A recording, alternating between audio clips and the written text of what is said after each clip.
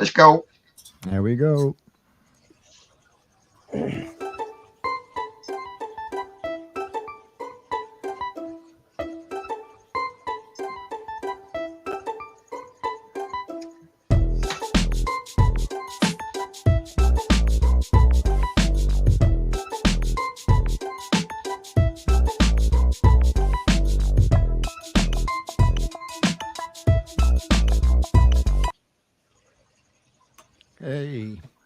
Hey, how we doing, folks? We need a new soundtrack. Yes, we do.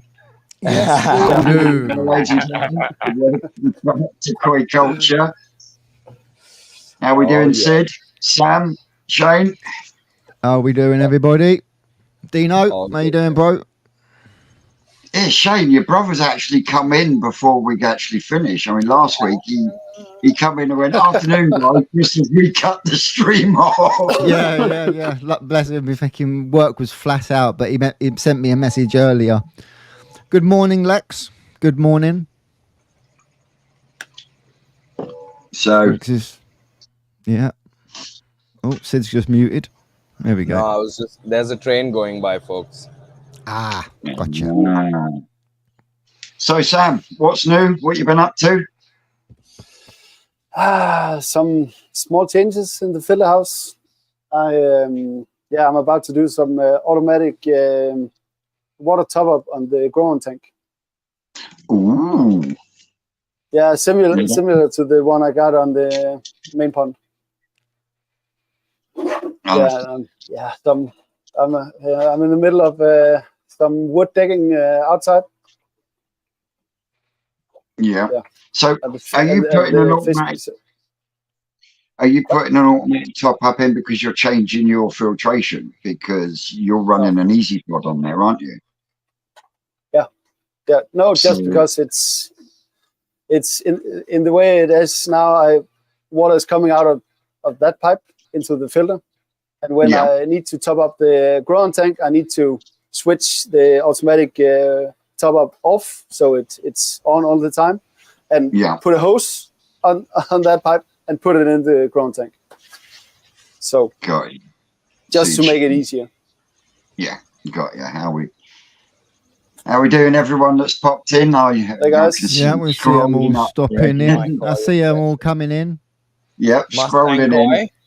Mustang's in. How we doing then, Mustang, from Western Australia? Ken, good morning, Ken. Chris, Daz. Chris is in America. She's going to kick me in the head because I can't remember whereabouts she's from. I know Maureen's from New Hampshire. So, Sam's on water duties. So, what have you been up to this week, then, Shane? Mine's just final preparation, shopping, getting the timber because we're actually going to put as I said, we're going to put the wooden roof on. So the the roof panels will actually come tomorrow. Nice. So I don't know, depending on what the weather's like. This afternoon, I might run up the garden and take the roof off the greenhouse so it's ready. If not, it'll be a case.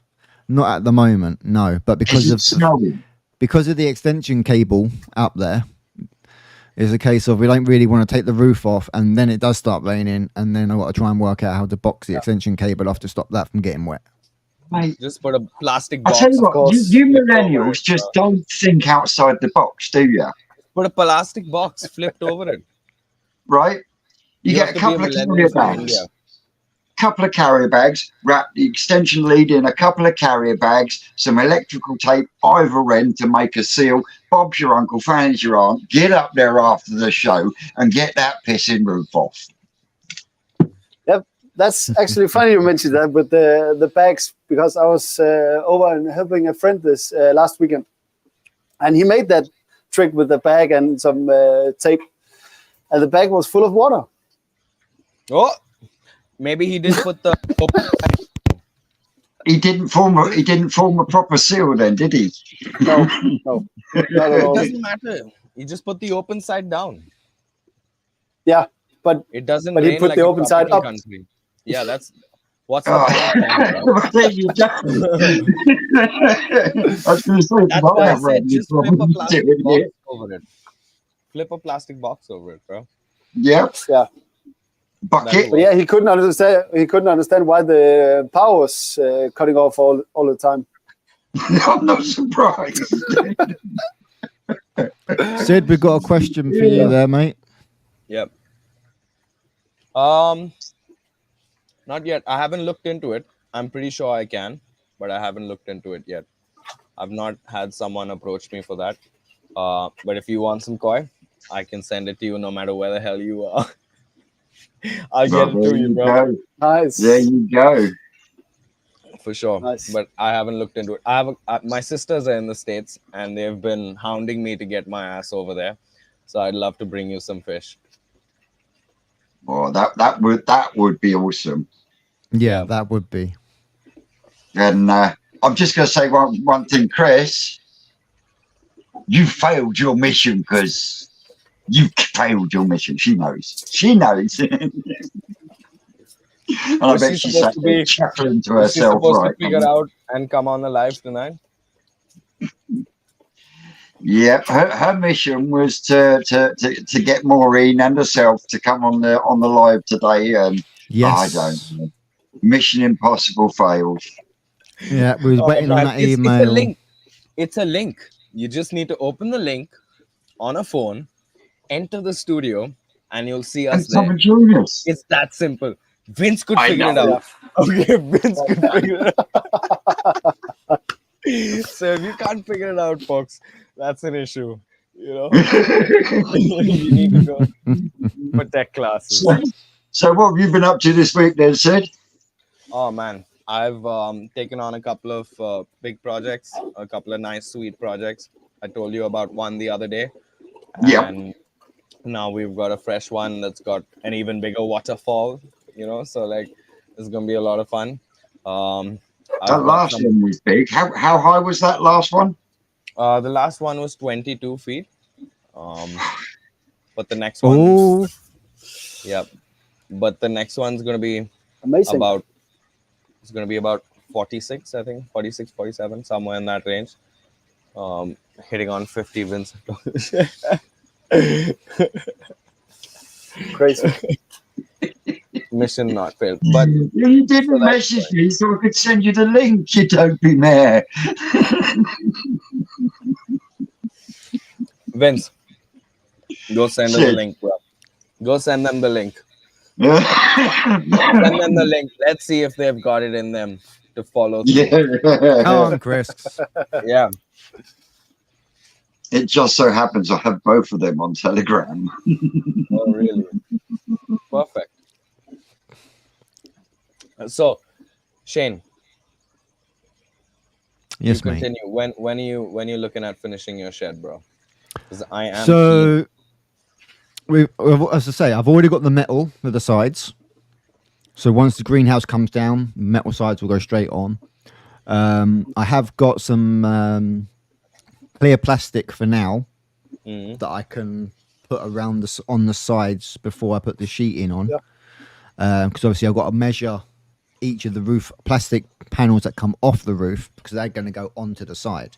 So obviously I've got to measure that and see whether I've got to put like a downward strut in somewhere up the top just to fix it properly. But pretty much I reckon tomorrow's going to be a busy afternoon where I'll literally, once the roof's on, I might just get the urge to just be like, you know what? Bang it. Greenhouse down, bang the sides on, just put some plastic sheet up for now and just get it open. Go for it, man. I'm so keen on you finishing this now. It's literally at the final stages. Subtle pressure, just a little bit of pressure. The length of time it's taken him, you know, you'd think he was on price work or day work, you know, or day rate, you know what I mean? Oh man. You know, he really is hanging it out, isn't he? Yep. You know, I want to make sure. Yeah, I've got to make sure it's all you know, all tickety boo. Yeah, I'm they're pretty sure you doing could. the job properly and then taking ages to finish it. I have the complete opposite with Rick. Oh, I've never met such a messy bricklayer in all my life. I was going to say the videos and whatnot. Chris says she's It's going to like, go and she's going to go and ring Maureen now. I can't. guys, I can kind of connect with Rick. I kind of work like that. I'm simple. I get it done. Get it done quick. yeah, I know. I'm all Then for you getting spend twice as quick as possible, but honest to God, man, literally. Yeah. You need to finish that shit up now. Well, it's just we've run out of blocks now. We need about 75 blocks, Right. and then it will be done. I think Rick was trying to get some blocks sorted over the weekend, and if he has, then Monday those walls will be up. If not, we'll be doing stuff around the farm. Yeah. But yeah, fingers crossed, because if we can get them up Monday, then Wednesday we can get polystyrene and liners in them. Awesome. Yeah, I know, Lex. She's right. So she is right. Yeah. We need to. We've been trying for a little while. Go on, Sid. No ladies want to get on this show, man. What do we say now? Yeah. Anyone from UK, Europe, America, anywhere. If you want to come on and join us and tell us and everyone else watching how you do things in your neck of the woods, that's what we're all about here. It's international. Yeah, international. Get to know how everyone's setups are. Different climates and all that. Sam. Afternoon site. Sam, what's been up, man? What you been up to? Yeah. So I love the content you've been putting out, Sam. I've been watching those reels. There's some clean reels. The water's looking good. Yeah. Mm-hmm. Hey, what's even better is it's in English. Yeah. The amount of times he'd put a video out, and the first comment would be mine. It'd be like, "Where's my subtitles?" Yeah. Don't miss that. No. It just it take too much time to make subtitles. Yeah, and people. So how are you finding it in English? Yeah. So how are you finding it, being predominantly a Danish speaker? It's still some kind of weird to do. Yeah.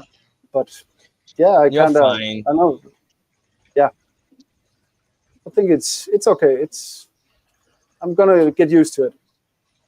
Oh yeah, it's all gonna take time, isn't it? Yeah, and obviously having the lives on a Sunday with us as well, it's just gonna help. Yeah, it helps a lot. Yeah, exactly.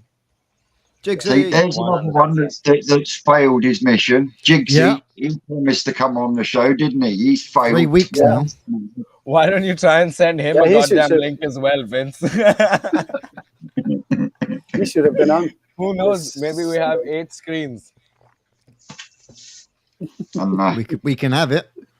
I've been playing with pipe again. You've made sure of that. Oh no, I did make sure of that.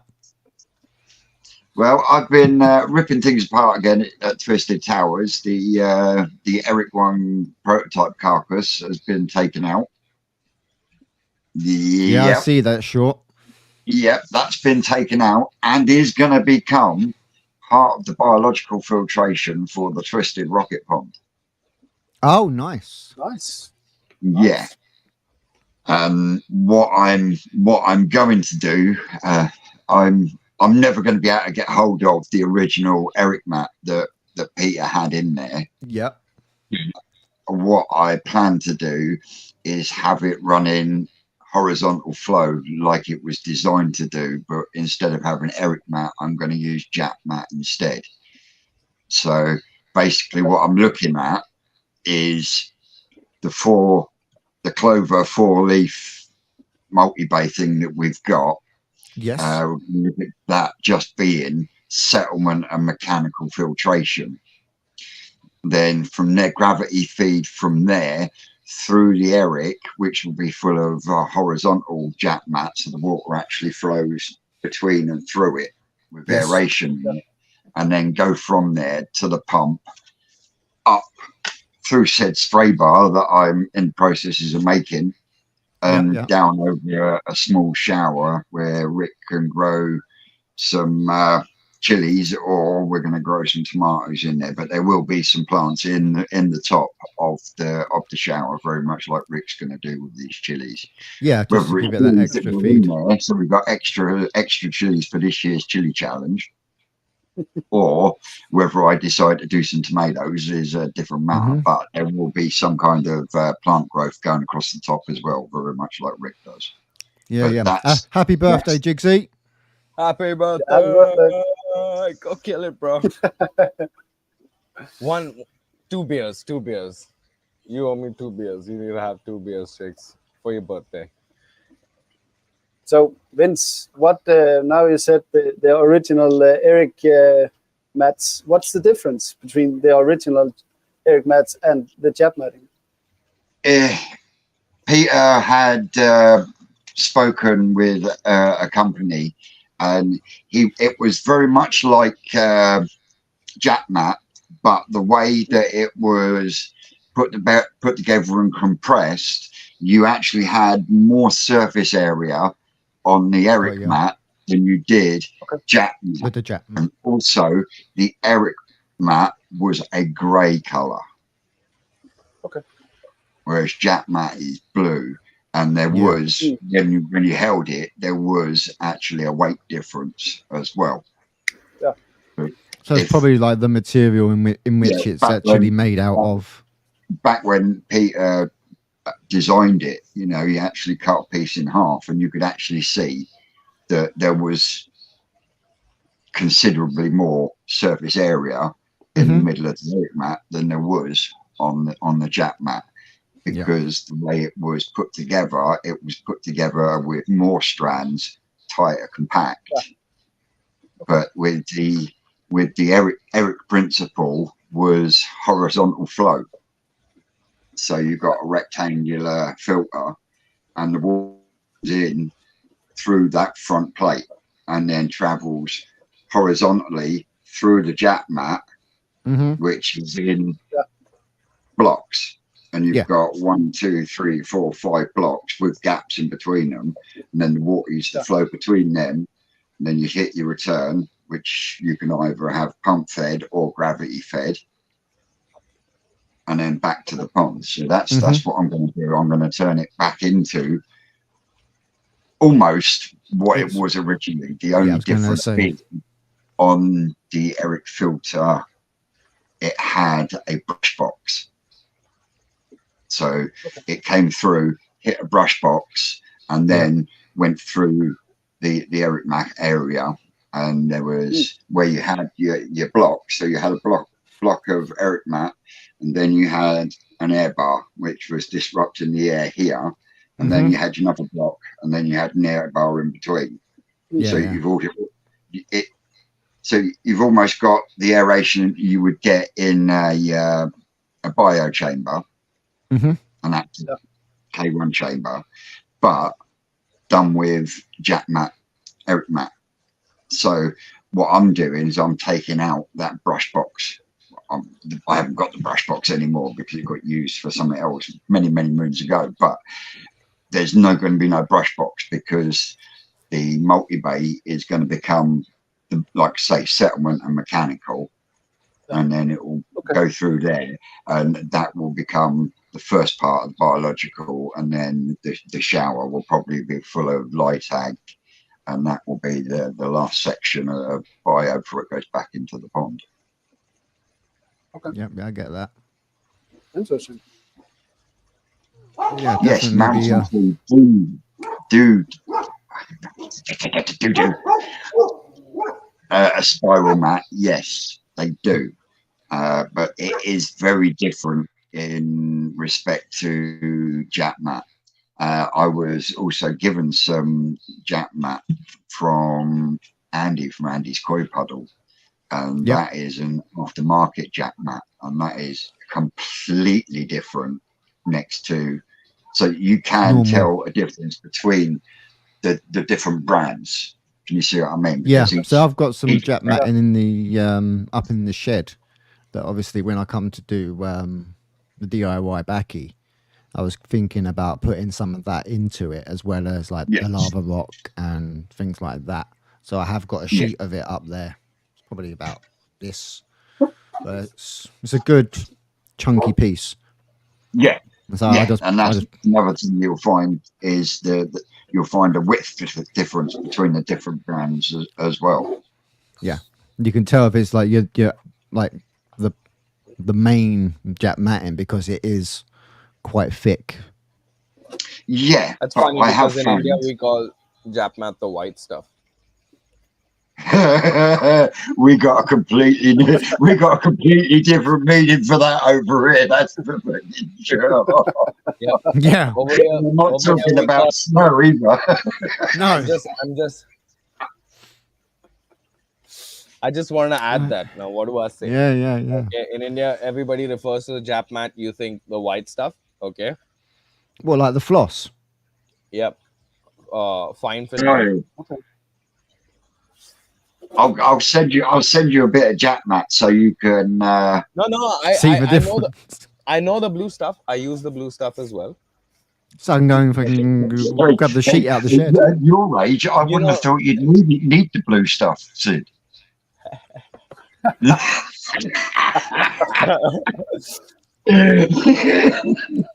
And again, Vince pulls it out to a different kind of rating show.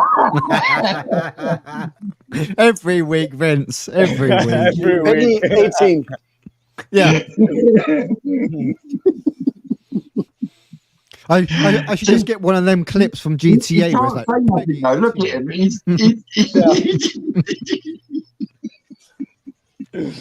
But Oh. you know the black stuff, the more porous one. No, we don't know the black stuff. no, I think you're referring to the carbon sponges. No.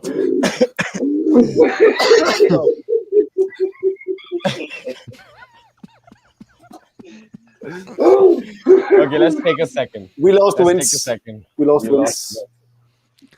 Well, we can still hear Vince, but we just can't see him because he's absolutely breaking himself right now. Okay, so there is filter sponges. Yeah, filter sponges. Yeah. I just buy from the manufacturer, from a manufacturer. Yeah, and I buy them at ppm. Like, Yeah. how small are their holes? You know, and 60, 40, 20. You know what I mean? Small, and that's pretty much how it works, man. I don't really go based on anyone's brand. If I want fine filtration, I just take smaller pores. You know, that's pretty much how I work. Yeah, that's stuff we used in aquariums. Yeah, That's the the same stuff with you the use. PPI ratings on it. Oh, PPI, sorry. Yeah, Oh, it's those are pretty the simple. parts per million ones. I don't know. I think it's PPI or PPM. I don't really remember right now. To I'll say pull it up. PPI, isn't that fucking insurance protection or something? Yeah. It's ppm, parts per million. It's the same thing as what we've been looking at with obviously the Raspberry Pi system and everything like that. It all goes on ppm. No, it is PPI. You can get it in 10, 20, or 30. Exactly. Yeah, in Denmark as well. Exactly. Glad someone else knows about it because it's. Yeah, You can I used always it a lot trust when Sam. I had aquariums. Yeah, that stuff works Yeah, pretty I've well for me, seen, man. So I get to buy them in cubes, like 3 by 3 feet cubes, and I can just hack them to the size of my sump, squeeze them in, Okay. or I can get sheets and like layer them in, and the water is forced to go through it regardless of Yep. the size of the sump, and Yeah, but over a period of time, if they don't get cleaned, that water level will rise because they can no longer be forced through oh, it. that's way after. With the sponges in a sump, in the filtration that I use, it's like once a month you squeeze those sumps out at least. You know what I mean? Once a month. And if you follow But once a they month, are pain in the ass to clean. oh yeah. But Oh, I put definitely. unless you put a bottom drain on the bottom of your sump, cut it off for a second, cut off the sump and the pump for a second, open the valve on your bottom drain and just take a rod and just plunge it. It just gets sucked out immediately, like a 6-inch drain and a 6-inch pipe. It drains really quick. Mm-hmm. So it's almost how you do it in the Oase filter. You just compress in the what filter filter? sponges. Yeah. In the Oasis. Oase, I haven't used one of them yet. Because they've even got the Oase, the Screenmatic, haven't they? Which is basically a sieve above a sponge unit. A good friend of mine, he passed away, and he was running one of those. And even though there was the screen, which is a very fine micron screen, even once you go for a cleaning session and you pump on them sponges, the amount of shit that still comes out of them after going through a very fine micro screen, it was just crazy. I mean, Rick's got one of the original Oase drums that they first brought out, that was a drum combo unit, and it's never been used. It's in the shop, and you've got the drum, and then behind the drum it's got a sponge section with push handles on them. Interesting. So can you see what I mean?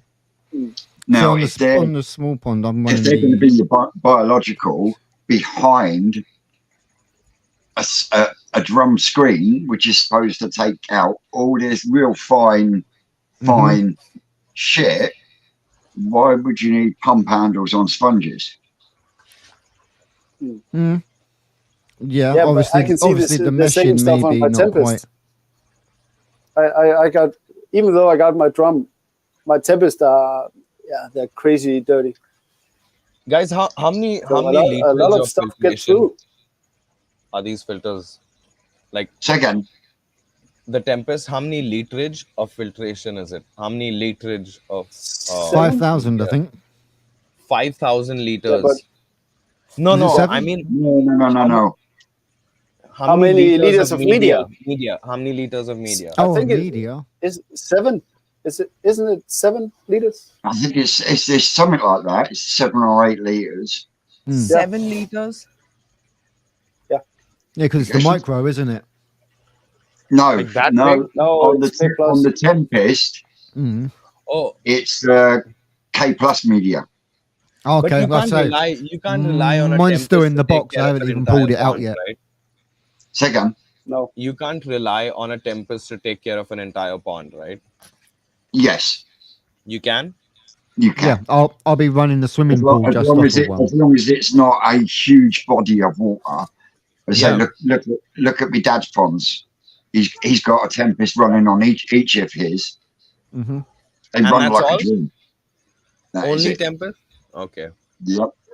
And See, how big are these ponds? my only argument is that EA states that it can be used as a standalone filter, very much like the Easy Pod, because the Easy Pod is a static media filter. You see what I mean? So is a Tempest. When you look at it, it is a static media feeder. And when you're using one as both, then that clean that you get from that little non-return valve is not enough. It's not enough to clean. Quick the question. media. I mean, my dad, when he does a clean for the pond on his Tempest, using the actual waste system that comes with it as standard, he he flushes that at least 4 times before it even starts running clear. Now, my argument with him is, if he would give in and let me fit a fucking air pump to it, then he could cut that down to at least 2. Yeah. Because the simple reason, because if you put an air pump on it, it creates more turbulence inside you that, get more agitation inside that 8-inch tube, which then knocks the shit off of the media, which gives you more chance of getting rid of it to waste. Can you see what I mean? Because it's being moved quicker by the air pump, so therefore it's displacing all the shit quicker, if that makes any sense. So, now, quick question, Vince. Yeah, it does. How many liter of pond is the 7-liter Tempest taking care of? On a standalone, I mean, if I wanted to, I could run a Tempest on my growing on tank. How many liters is that? Like 1,000? It's 260 gallons without filters. It's about 700, So 800 liters? about the same size as an IBC tank. Okay. All right. Yeah, just under that makes 1,000. sense. Yeah, because an IBC tank is 250. So I've got an extra 10 gallons in the tank itself, plus what I've got in the Easy Pod and the bio bin. Now, I know the bio bin holds 110 litres. I'm not sure how many litres is in the upflow, but what I intend to do when I empty that in the summer to put more my ground show with the difference fish in, when I refill it, I will be refilling it with a water meter. Just to see exactly what you've got.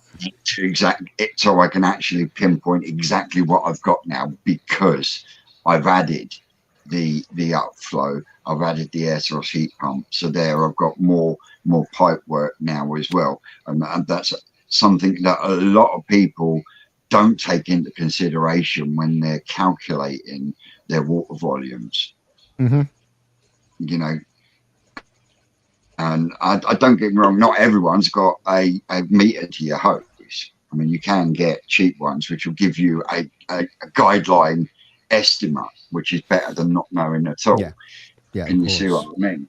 But you'll find a lot of people, when it comes to treating for the first time, especially if they're new in the hobby, and people say, right, well, you've got to treat for what you've got in the pond. And as far as they're concerned, they've got 1,500 litres in there.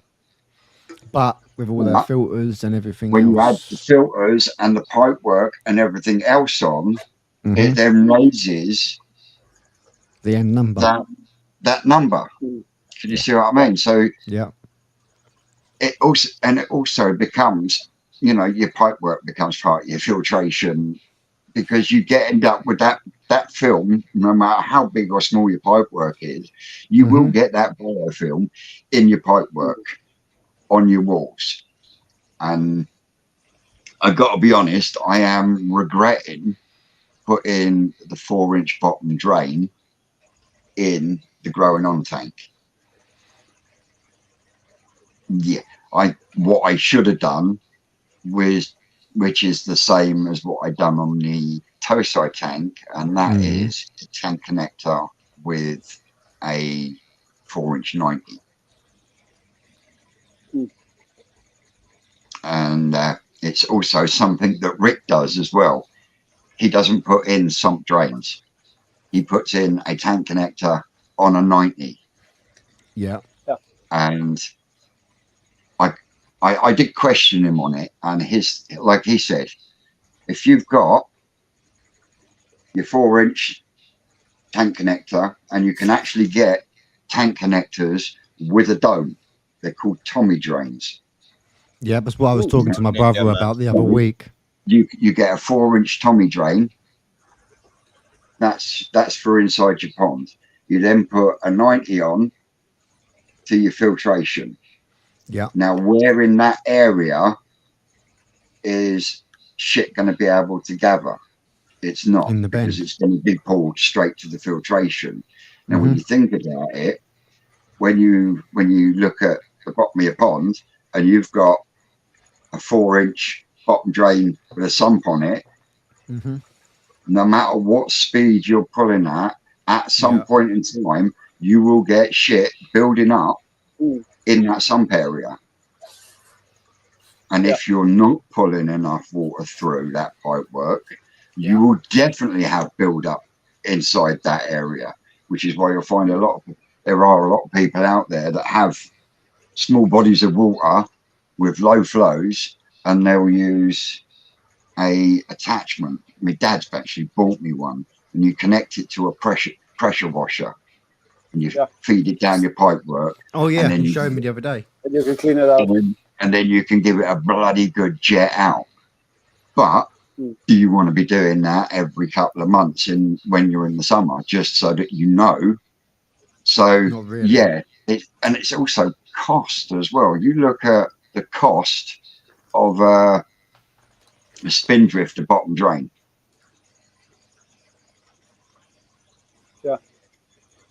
Yeah, spindrifter bottom drain. You're looking at 120, 150 pound. Yeah, they're quite expensive. So yeah, my brother's just put a question up there, Vince. So a Tommy drain on an IBC with a tap to a pump for the start, and open drain would be big enough with the IBC, basically. Is he talking about the actual hole at the bottom with the tap on? Yeah, I think so. Yeah. You wouldn't be able to get a Tommy drain. The only way you'd be able to get a Tommy drain in there, or any part of a Tommy drain in there, is if you cut it. So you only add part of it. Can you see what I mean? If you're going to connect it to that outlet that is on the bottom of the IBC tank, are you with me? Right at the front, because on the outside you've then got that little divot in you where you've got your tap to shut it off. Yeah, I've just got one of them little plastic, like the sleeves you get for the heater, and it just fits straight in there, so it will stop anything from going through there. Yeah, but if he wanted to put something like a Tommy drain on there, what he would have to do is he would have to cut the bit that the dome's connected to, cut it flush till it sits on the bottom, so you've still got that dome effect in front. I see what he's saying.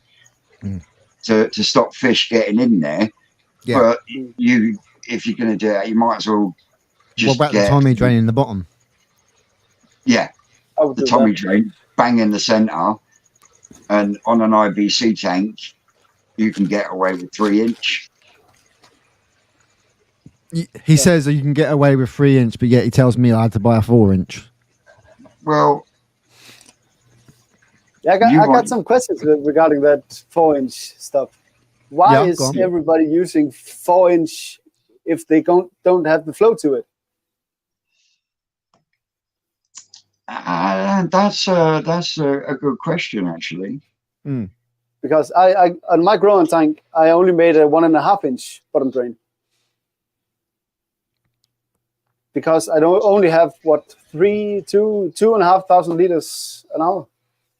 So are you gravity feeding from there into your easy pod? Yeah.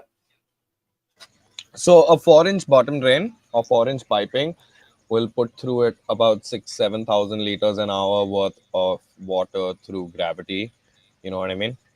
So maybe a lot more than that. Yeah, I'm saying at least like through a big sump filter and things, just a single 4-inch. You know, at least 10,000 liters easy it could do, you know. So maybe that's just there for convenience sake, or maybe it's just there so that it has that surface area of bottom drain, possibly. But but the problem is if you got a 4-inch pipe and you're only pulling 5,000 liters an hour, you get sediments on the bottom of the pipe. You need to clean it out. But if you go down to, let's say, 3-inch or 2-inch, the velocity is fast enough to clean the pipe. Yeah. And keep it clean. And that's Okay. why I actually made my main point with 3-inch. Wow. Simon, if I chuck you a link, will you jump on? Because you can explain this sort of shit, because this is your department. Yeah, this is, they're going to say, this is Simon's forte. It is. Si, you got to come and join us. But you know, when people are talking about when people are talking about 4-inch, they can only take 20,000 liters per hour. Nope. No, they can take more. Take a lot more than that. Guys, but you're getting this wrong. I'm talking about you can pump that much water through that pipe. Yeah. So that's gravity fed. On a gravity fed? My phone is dead, Si. Yeah. So I'm just sending him a link. Yeah, he just said he did send me a one to send him a link, but my phone was flat, as we found out before we went live. 4-inch is about, when I spoke to the engineer, it was about 36,000 liters an hour on gravity fed. Damn. You know, in straight pipe, every time you bend it, you lose a bit. But in straight pipe, you can take around that much. So it's a lot. Is Simon on? I did send Simon. There he is. Here he is. Nice. Oh, my man. Right, everyone in the comments, if you haven't already, jump across to Up North Koi and give him a subscribe, please, guys. Right, Simon. Yo. Floats and flows.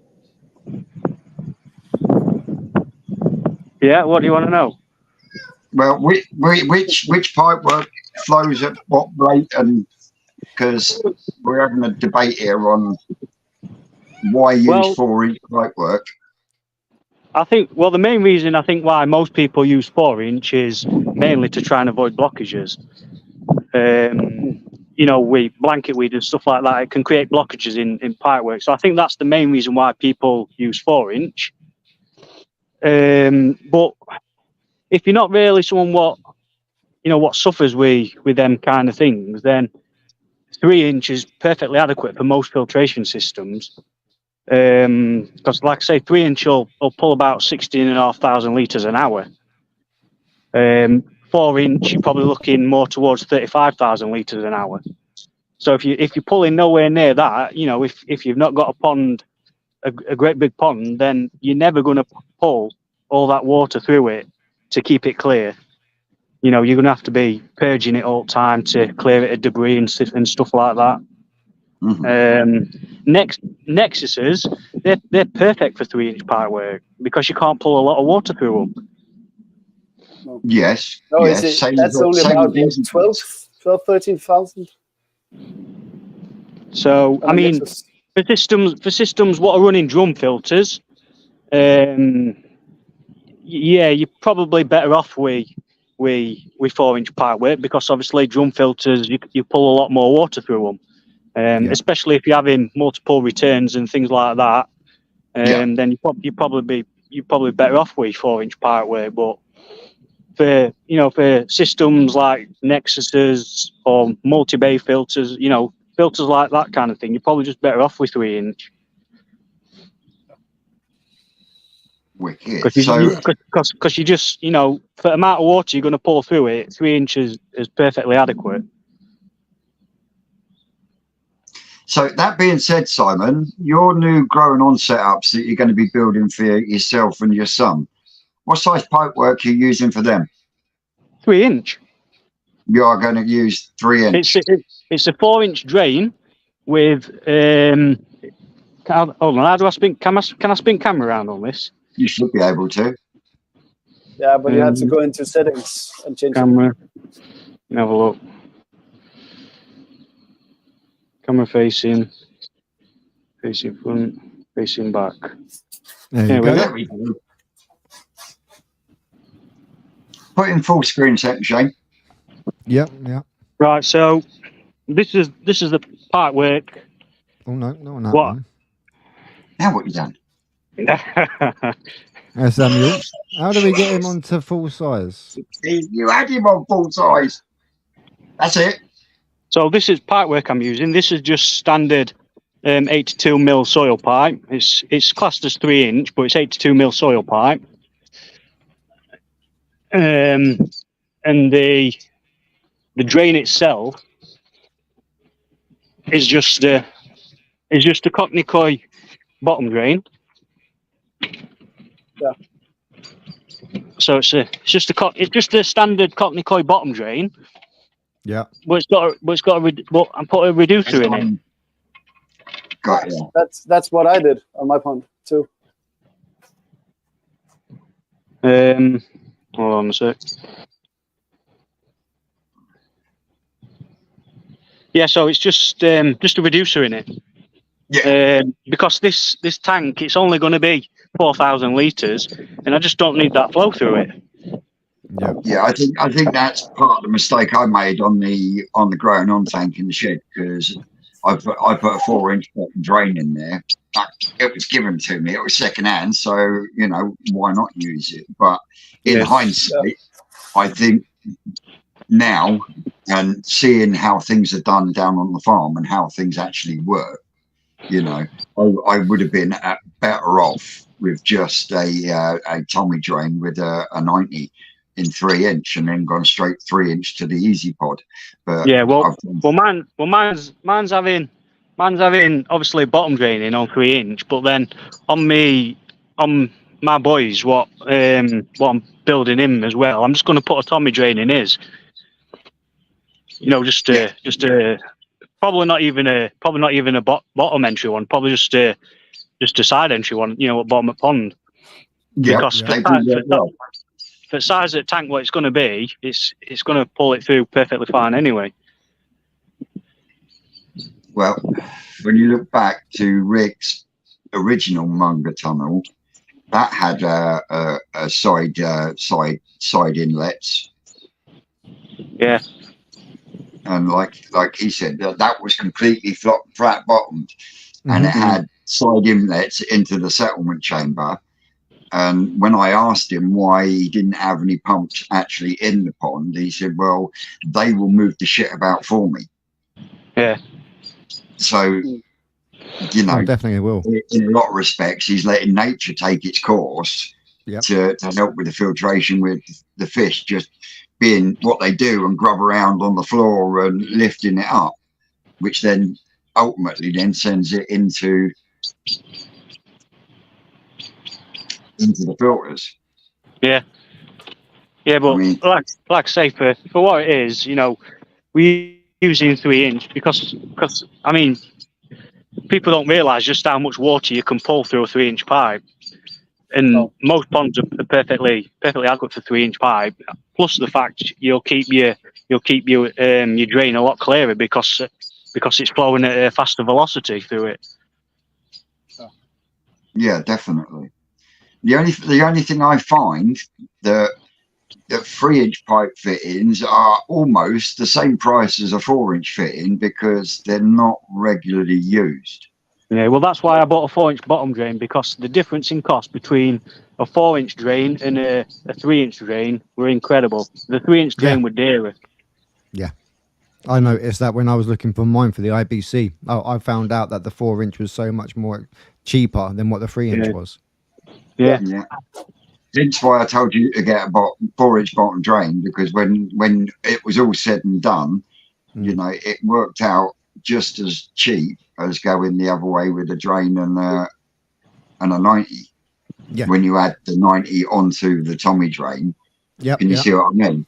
And then with doing it that way, you've only got one joint to worry about as opposed to 3. Yeah, because you've got the top of the 90, the bottom of the 90, and then you've got the other piece coming out. That's why I said to you, go for the 4-inch bottom drain, because it takes all of that out of the equation then. It's literally just make sure it's sealed. And if you really want to make sure it's sealed, once you've glued it and beaded it, put a fucking Obi-Wan or something around it and then take the fucker up. It won't leak then, that's for sure. Especially as it's going to be buried anyway, so I will give it that extra bead and wrap. It's just peace of mind. Just peace of mind. So, what filtration are you going to be putting on these two growing on systems in Si?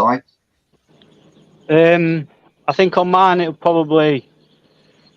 I'm not sure on mine yet. I'm a bit undecided. I don't know whether to put an easy pod on it with a separate moving bed, or buy like them big blue tubs you can get, what like pubs use for bins and for bottle bins and stuff like that.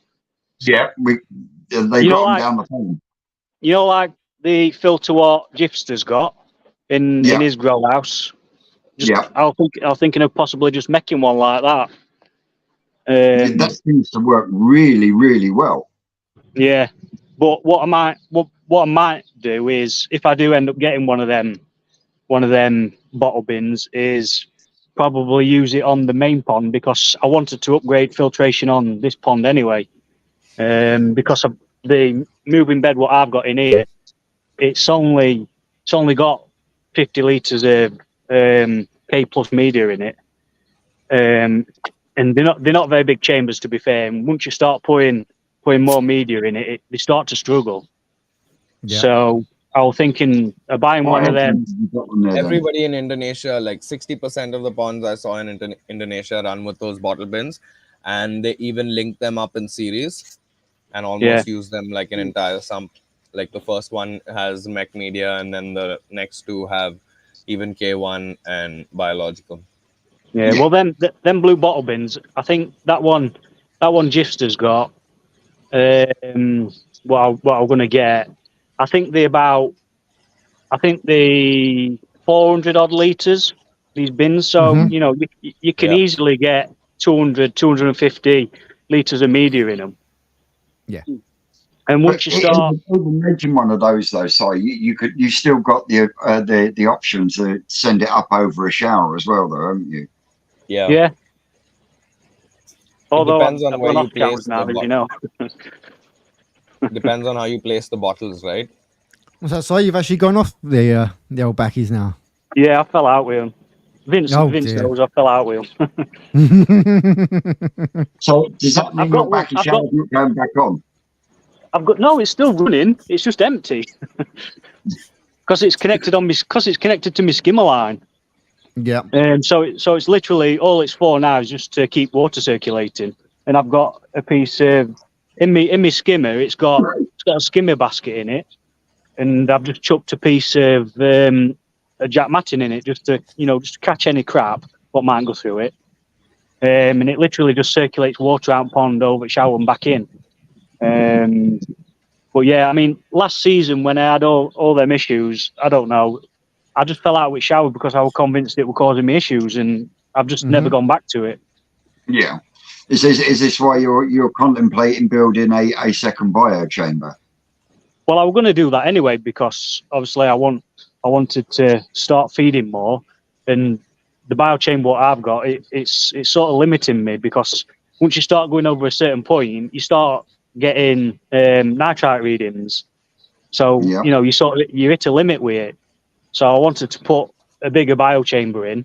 So if I did do that, what I might do is put an easy pod on the grow on pond and then use this biochamber to go outside at easy pod. Have you not considered, instead of putting an extra biochamber in, as in moving K1, but have you not thought about putting a jack mat chamber in and doing it that way? Because you can get a lot of surface, media-wise, surface area if you build a proper jack mat box. Can you see what I mean? Yeah, I mean, it's an option. I mean, I'm nowhere near that point yet. So, I'm literally just making decisions as I go along. When I get to that point, I'll make a decision, and that'll be what happens. I'll be right back, guys. I'm just going to pop the little boys. So yeah, well, yeah. Until I get to that point, I've not made any set decisions on what's going to happen. I'll cross that bridge when I get to it. Mm-hmm. Yeah.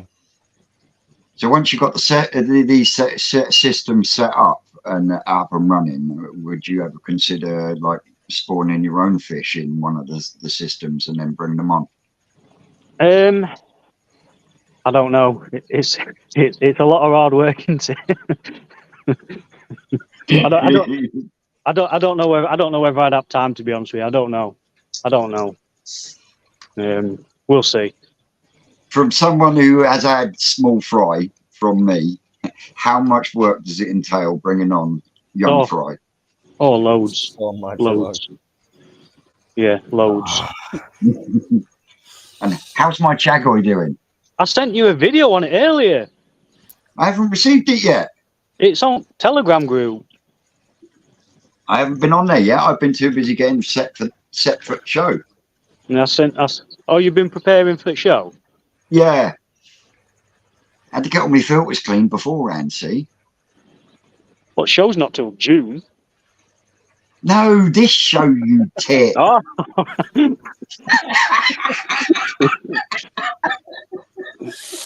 I thought you meant national. No, I am slowly This but is surely. international, bro. This is international. No, we're talking about the national Koi show. I know, I'm kidding around. And But yes, I'm not.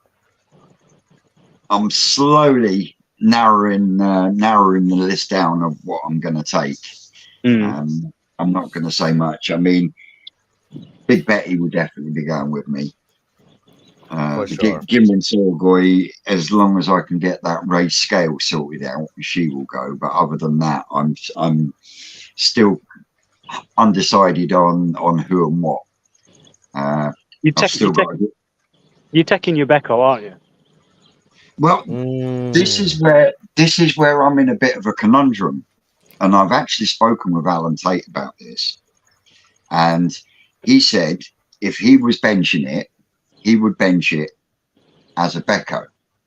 But, and there is a big but, because it has that tiny little red dot on the top of each eye, someone could be really pedantic and say that's not a Becco, that's a Sankey, and if it goes into the Sankey class, there's absolutely fucking no hope for it. You know what I mean? So it's one of those. Do I take it and risk it, or and look at it in a class that it should never have gone into, or do I say fuck it and leave it here? Can you see what I mean?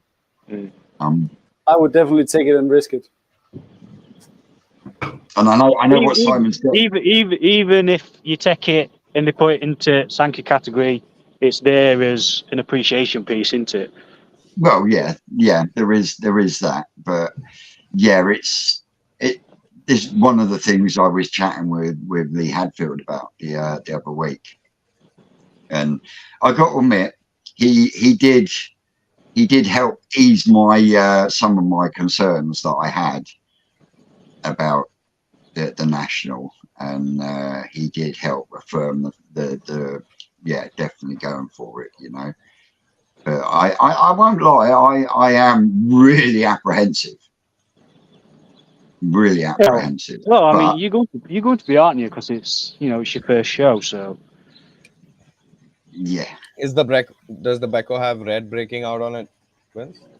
No, the Gimrin Becco in the main pond, it's got two perfectly round small dots of red on the top of each eye. Exactly. Fuck that. Yeah, that's exactly what I mean. Like I say, at the end of the day, with that one, all it boils down to is who's benching the fish that day. Yeah. And then they make the final decision. I mean, if it gets benched as a Becco, then there is pretty good chance that it would take a prize, because Beccos have their own category and not many people have a Becco. It'd be a bit pedantic to put it in the Sankey category, though, wouldn't it? It would be a little bit. Yeah. It would. But something in the back of my mind says that's just the sort of thing that would fucking happen to me. So rather than put myself through the stress, I'm thinking, well, no, maybe I will leave that one here.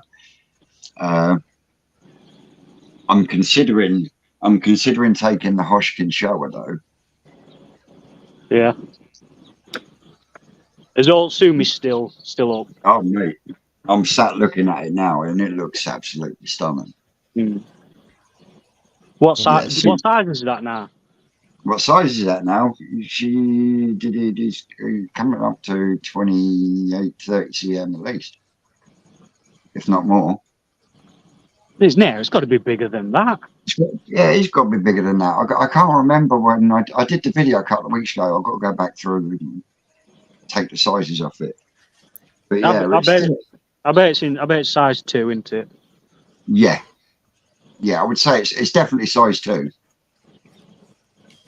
What's size 2? Yeah, it's 30. Is it 35? No, they've changed them all now, haven't they? They've changed them all now. It's 30 to 45, I think it is. I can't remember. It's quite a large range though to have it under the size 2. Yeah. You know, you've got that large gap. Yeah, because size 1 is 15 to 30 cm, isn't it? I can't remember now. Didn't it used to be 15 to 24, and then 25 to 34, something like that? But I can't remember what it is now. Yeah, I think they have changed it. The classes have been changed. I'll have to go on. I'm waiting for Alan Tate to come back because he's I've asked him to have a look through and be honest on what I should think about taking.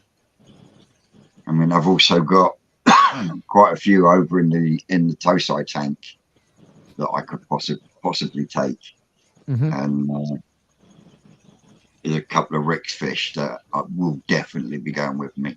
That's for sure. You got any of those Deutsch Chibas? Not in the pond. I've got a couple of Deutsch Chiba across Kikikuru in the growing on tank. What size are they? They're small at the moment. Yeah. What about that? Go on. What about that? What? I was going to say, what about that Adam Bayakaku? Have you still got that? No. No, that Bonsai Kahaku, that's gone. I can't remember who had that. Bonsai Kohaku? Yeah. Bonsai this thing Kohaku. was about four years old, and it was no bigger than sort of like 25 cm. What the fuck? All right. But it was perfect. It was perfect. But no, yeah, that one moved on. Yeah. But I've got a really, really nice Duitaka Matsuba from Rick. So that's probably going to be a good contender to take with me. If George Murdoch is asking me if I'm going to make it over the UK for the National Koi Show. Vince, when I'm trying to get to come over, George. When is it? How many months? June, isn't it, Si? Is it June or is it July? I can't remember now. Either June or July. If it's June or July, I can make it, but one of you boys is going to have to give me a letter of intent. A what? A letter of intent, because I'm Indian, right? It's not easy for me to get a fucking visa. Oh, right. Yeah. You sort me out with one of those things and I'll book myself the tickets, no stress, bro. Yeah, I'll sort you out a letter of intent. Well, then, I got someone. I am, George. So it's the 29th and the 30th of June. 29th and the 30th of June. Let me just look at this. That's for the national. And you, Sam? I don't know yet. Where am I flying into, Vince? Probably the Koi Kulture crew there. Yeah, that could be awesome. Would it? Where do I need to fly into? Heathrow, Gatwick, either. It's Coventry, isn't it?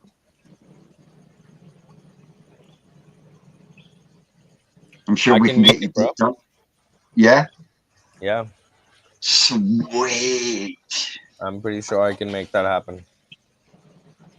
So, fuck. I'm going to come and meet all of you guys. That's going to be fun. Yes, boy. That's going to be awesome. We get Samuel over as well. Yeah. I'll try to figure something out. If I make it there and you don't, Sam, I'm coming and picking you up, bro. That's fine. That's fine. We'll have a whip round so you can get a babysitter for the weekend. Oh yeah. Fucking too right. Birmingham nice. International Airport. Yeah, that's Yeah, quite it does close. just say another one's Birmingham. But if he went to Gatwick or Heathrow, he could crash here then. It wouldn't cost him nothing. Gatwick Nice. or Heathrow it is then. Yeah. Yeah, can't have the boy coming over and not come A couch to crash on, dude. No. I'm not gonna say no to that. What he doesn't know is he's coming to the show with me and he'll be crashing in a fucking tent.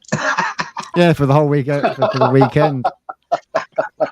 That's all good, no stress. Yeah. Camping experience in the UK, Sid, huh? Hey man, you don't know me. I've lived in a tent for like more than a year, man. Been there, done that. Yeah, been there, done that. But I'm pretty sure it's much colder where you guys are. Yep. Oh fuck. Yes. Even in June, you can't predict it. No, You cannot. no. Unlike our Sid, the lowest temperature he gets is fucking 18 degrees, and then he says it's freezing there, guys. I'm like, Yep. you don't know what cold is, boy. Oh man. Exactly. Just like I've said before, I can just picture Sid turning up at Heathrow, just like Cool Runnings. Yeah, All them layers fucking piled on him. yeah, it. Muslim man. Possible. That's quite possible. So Johnson, the tank good call, the my boys kids. going to have side. Is that going to be fry or is that going to be toe side? I don't know. I'll let him decide whatever he 'Cause wants. he enjoyed doing the fry in the fish tank, didn't he? Yeah, He did bloody well with them. he did. He did. That's why you got Whatever a he wants. stunning cowboy swimming around your pond.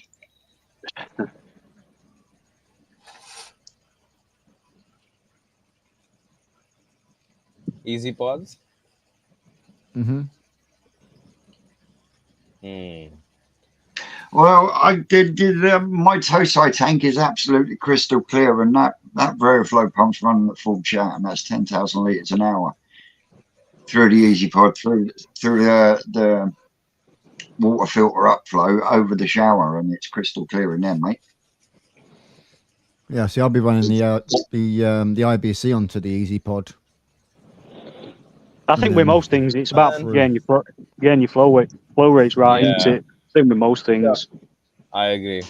Again, that system is running a 3-inch pipe from the floor, and it is literally a 90 goes along, hits another 90, it goes up into the Easy Pod, and then we fiberglassed into that 90, and then I siliconed the grid over the top.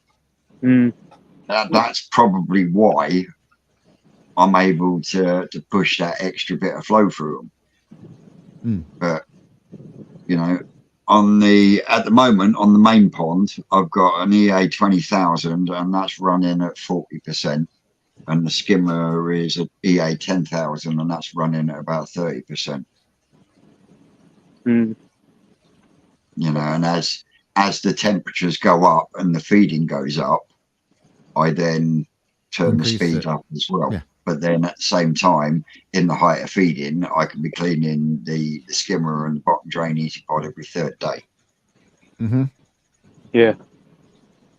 And that's one of the things. People think that Easy Pods can be left. They can't, because they're not just your biological filter. They're a big mechanical filter as well. And if you're feeding heavy, especially when it's tosai and big fish, you know, you think your pond's sitting at 22 to 24 degrees, and you've got a couple of 50 centimeter fish. Well, they're gonna want to eat up to 2% of their body weight a day, easy. I had an Easy Pod on my old pond, and that sometimes it were a nightmare. I don't mean nightmare as in poor filtration. I mean it needed cleaning quite regular. Keeping on top of it. Yeah, I need to clean my Easy Pot every day when I'm feeding the most. Damn. I think it's around 300, 400 grams of food a day. Oof. So I need, That's I a need lot to of clean. food, son. But Yeah, if you've got a whole then I need to clean it every day. if you've You got took a high what? You took that much food at one Easy Pod, Sam? yeah. No, it's an Easy Pot and that shower over there. Oh, I was going to say. But the Easy Pot can't handle that alone. So No, I think no. can it handle no. around 100, 180, 100 Hello. grams of food? How much media do they come with now? Have they got about 18 litres in them? Oh, Hey, Hey, Chris. Chris. Yeah, I think it's about 18, 20 liters of media. Yeah. hello, Chris, Chris. Turn Welcome your- to turn Koi your phone to Culture. landscape. Do what? Turn your phone to Don't turn the phone. landscape. Turn your phone Twist screen your phone. around. There you Yeah, go. there you go. I was Awesome. trying to turn up the volume. You guys are so low on your volume that it's hard for me to even hear you. Weird. Weird. Yeah, that's weird. Hmm.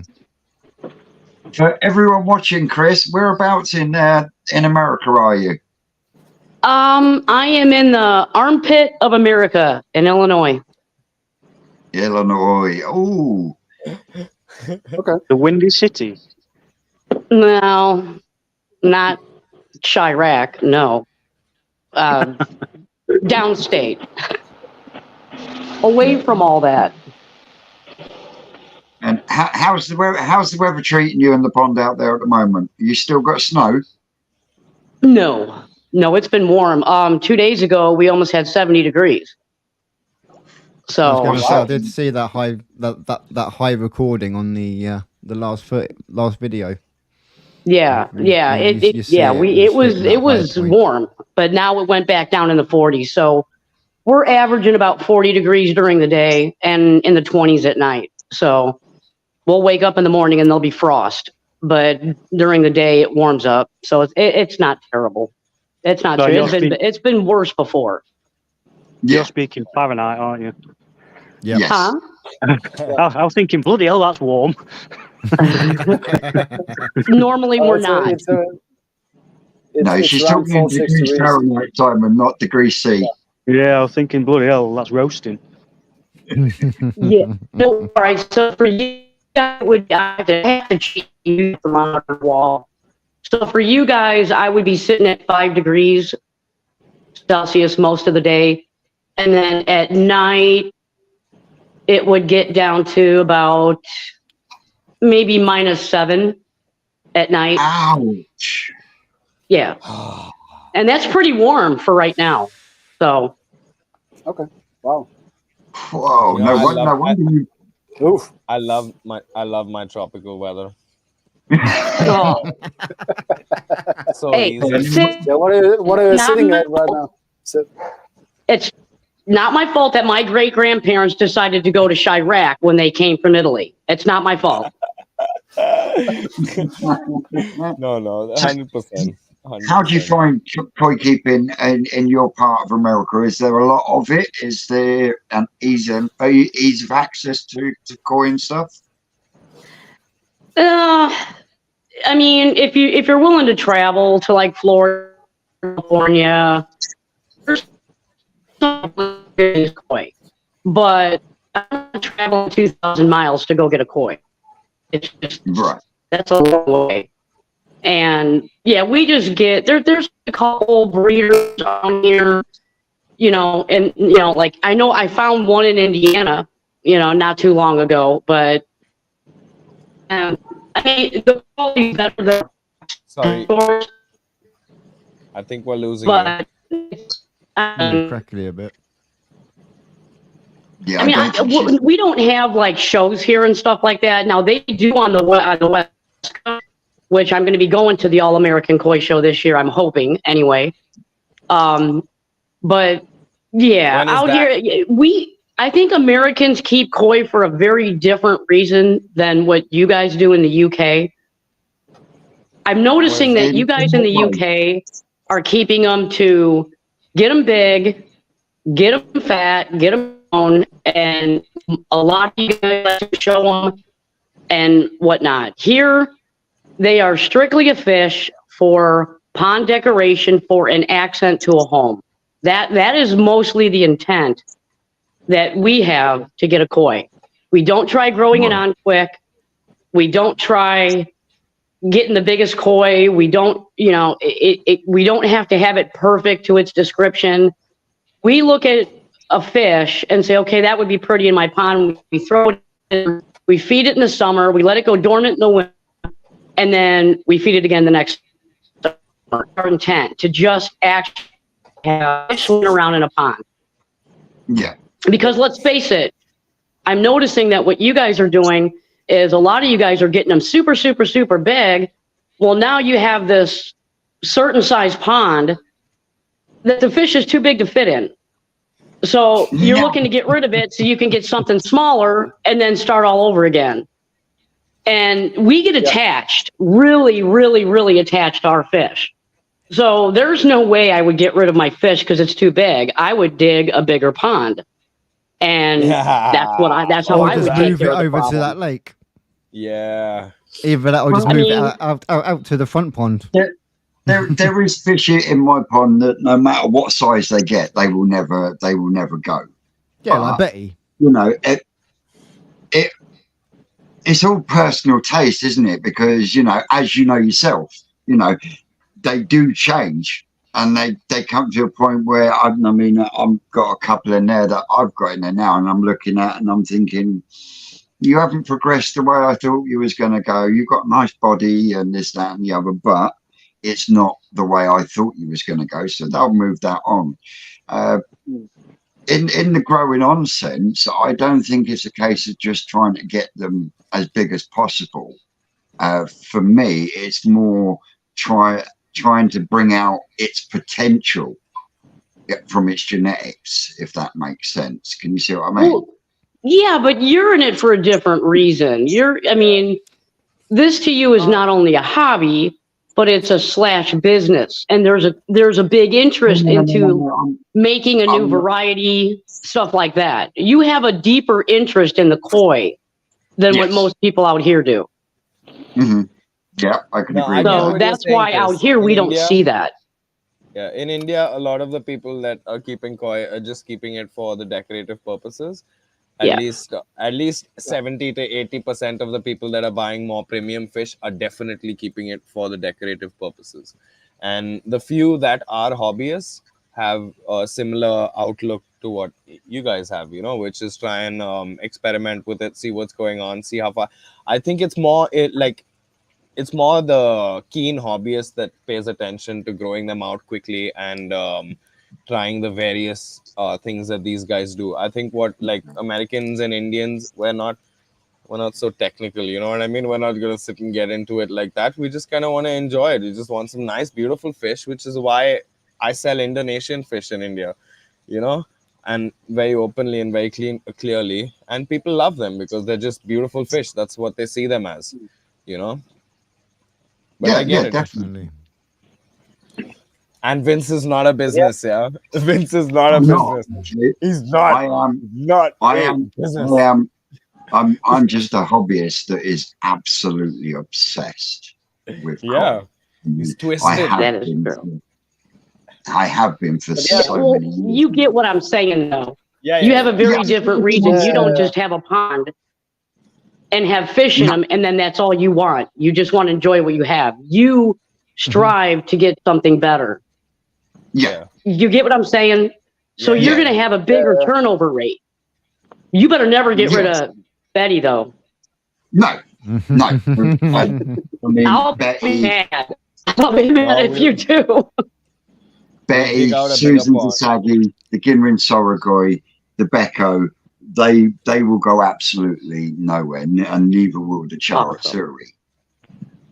You know, but like I say, there is, as well as the stuff that I've got going on with Rick down at New Forest with the trying to create a new variety and stuff, there is also my own personal stuff that I want to try and do myself, and it's more to challenge myself than anything else, to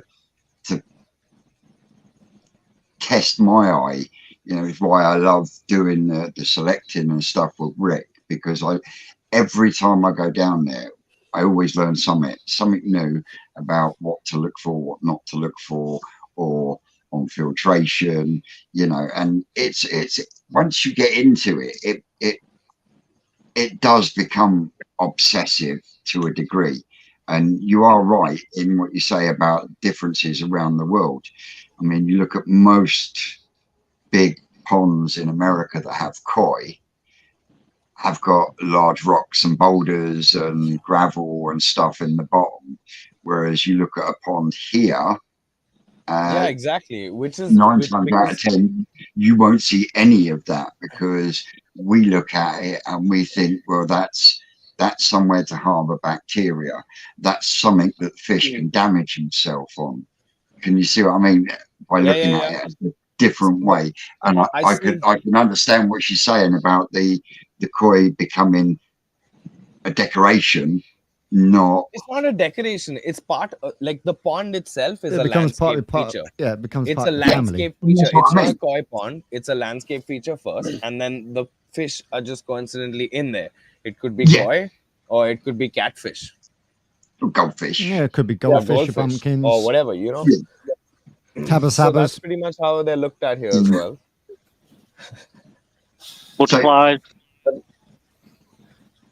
But I kind of like that method. I mean, I like that method a lot. I see the reasoning where you say that it's got spaces to harbor bacteria and things like that. But I feel like if you give them a nice big pond with some rocks and everything going for it, with some plants and stuff like that, it's like a nice natural space for them to live out their lives in. And then if you don't treat it as a pure like what's sanitary koi pond, you know what I mean? You don't try and make it so sanitary that they'll kind of live out a more healthy life and a more natural life, and it becomes low pressure, man. Like, because koi can live in like a green mucky pond, they could live in a fully like, it doesn't really matter to them. As long as the body of water is big, they'll probably have a nice quality of life in there, so like, why not have something that's beautiful as well? No, yeah. I mean, I just think if you're not overcrowding them, I mean, it doesn't matter what's in the pond.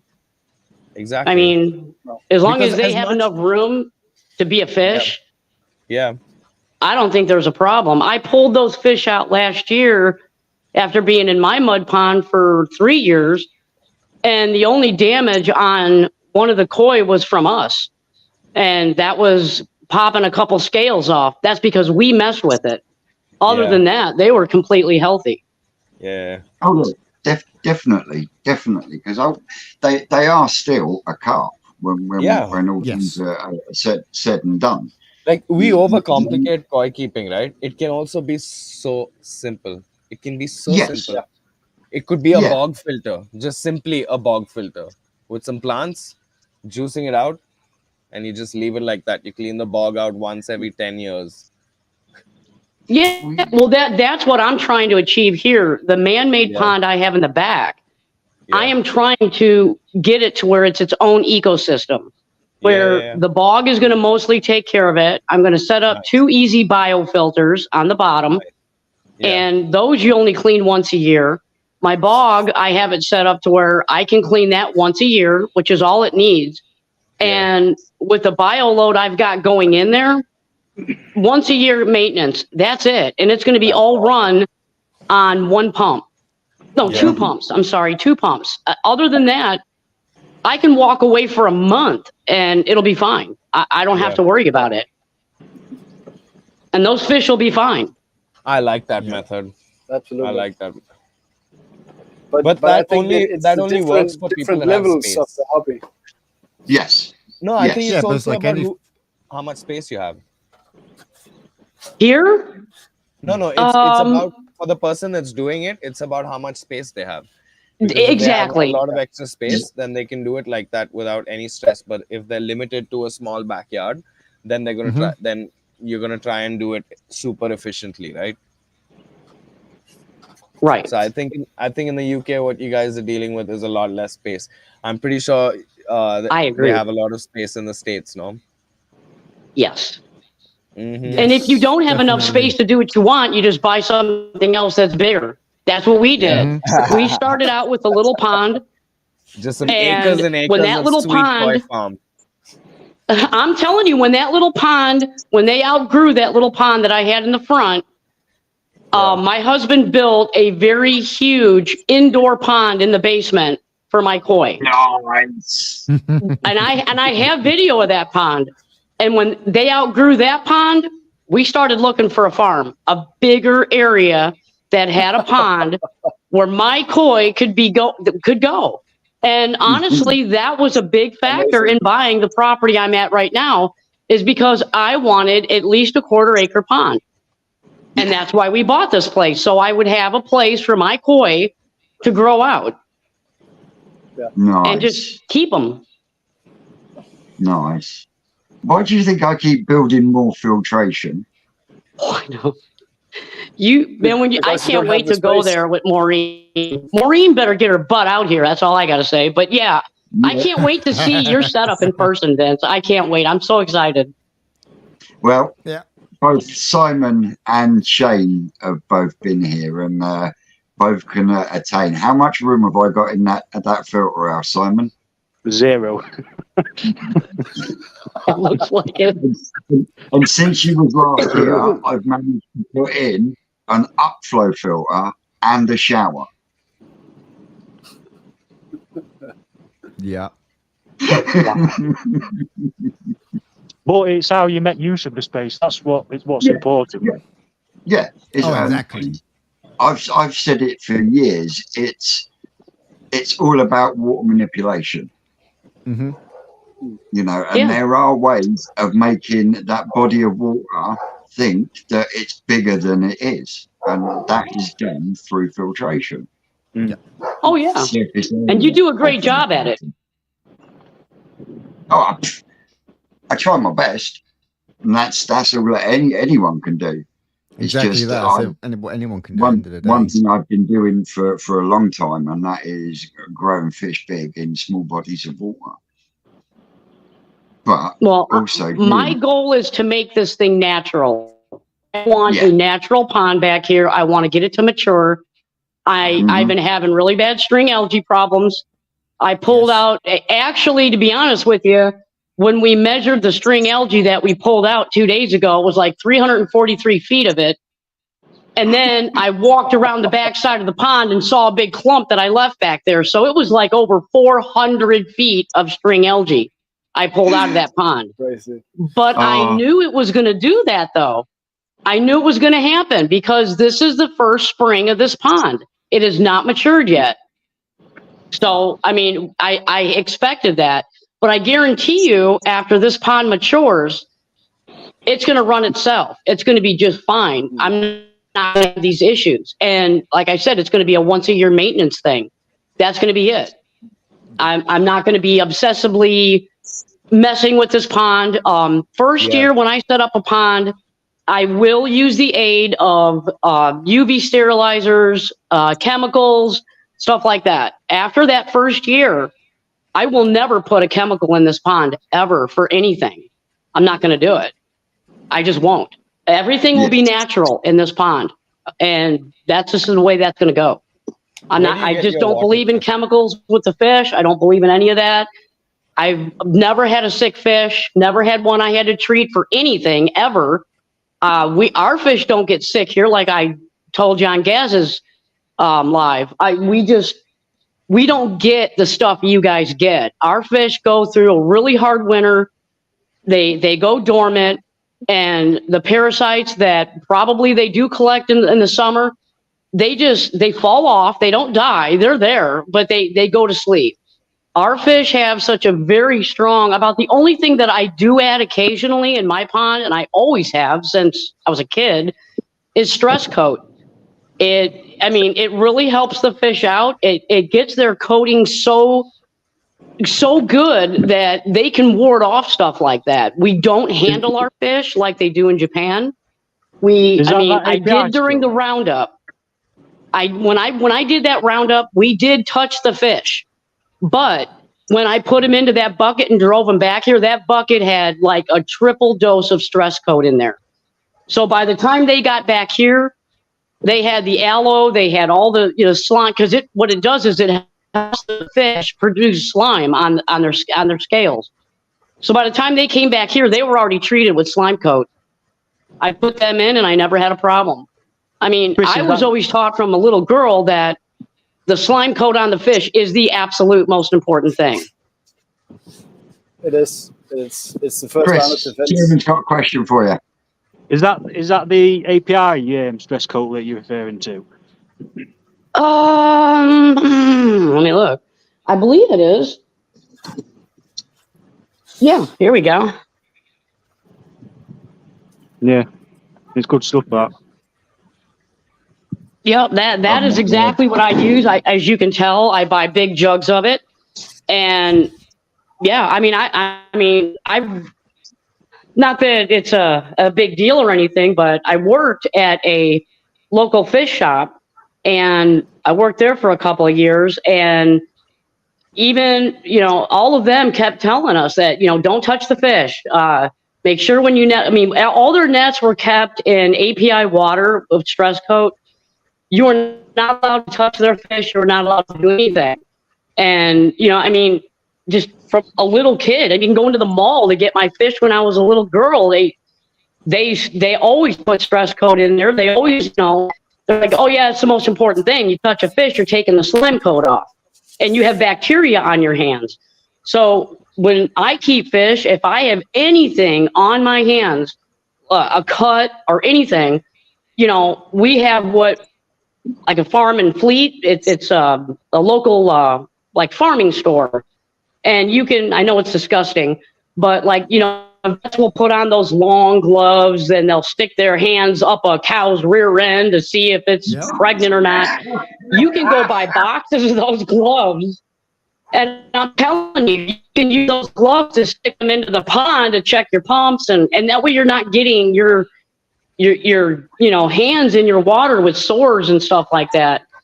But it just, we have different little quirks that we do here, but the biggest thing has always been we don't touch our fish. I mean, I gotta tell you, when I first started watching all the YouTubers and they're reaching in and grabbing the fish and they're measuring them, and I'm like, oh my God. I mean, I was like horrified. I couldn't believe that y'all were doing that. I was like, oh my God.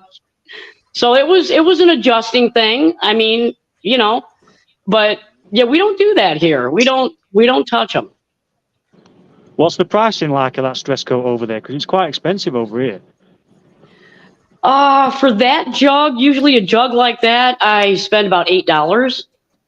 It's not expensive at all. But that's pretty cheap. Yeah. What size bottles are that? Or more like, how much water does it treat? It's a 32 ounce jug, and I'm trying to see for you. 480 US gallons. Okay, so that's expensive. Yeah, then. 480 US gallons. So, but I mean, it's not something that you're going to say that again. So it's quite expensive over here. Well, but what's funny over there? You guys have access to meds. You got access to all kinds of different medication there in the UK. You can go into our pet shop. There's nothing for koi. We don't have fluke medicine in our pet shops. We don't have whatever other. You guys were talking about something else you have there. I forgot what it. We don't have medication for that at all. Well, nobody needs it. We have potassium permanganate. You've got malachite green, formalin, formaldehyde, praziquantel in your fluke P. Yeah, there's quite a few out there. Lernex Pro. We don't have a lot of those products either. We use DIY stuff. I look at chemicals that are available and see what people are using and try and find their Indian alternative. Or so I just go based on the raw chemical, and then the first time I use it, I'll do like a trial dosage, a couple of trial dosages, see how it's working for me, and then apply that. But so in India, there's constantly something breaking out, right? Because it's always so warm. There's a different set of challenges all the time here. But we don't get those products. I think maybe they don't have any of these issues because truly they're not handling the fish. They're just letting it be. With keeping koi, I think half of the time, if you just let things be and keep your filters clean, that's all you need to do, right? It can be as simple as that. Definitely. It can be as simple as that. Yeah, I was just looking at the Stress Coat Plus. Maureen, don't get me started on the Virkon. Oh my word! There was a reason I left it out. I mean, oh my word! I'm sorry, you're putting something into your pond that is a bactericide. Now, how does it know whether what's it's good and what's bad or bad bacteria? Yeah, well, it don't, does it? You can always dose the good bacteria back into the pond, right? But it's same way anything. You could put PP into your pond. What kills bacteria, but it also kills good bacteria. Chloramine T, it'll kill bad bacteria, but it'll kill good bacteria. It's it's just saying. Yeah. Yep. It just seems to be a fad over the last year or so about Virkon. And the thing is, you've got a lot of people that are new to the hobby and they hear Virkon and they go out and buy Virkon and they end up buying the wrong one and then wiping out their pond because there is two types of Virkon. There's the Virkon Aquatic and the Virkon S. Now, if you don't get the Virkon Aquatic, you will decimate your pond. Yeah. Period. No ifs, no buts. Yeah, so, that's the farming I've never strength, heard of it either. if I remember correctly, the Virkon S. Yeah. And I mean, back in the day, the breeders and they used to use a thing called Superverm, which is for cattle and sheep, but it was good for parasites. Yeah, I think they use it for sheep dipping, don't they? Yeah, basically it is sheep dip. Yeah, it's some strong stuff.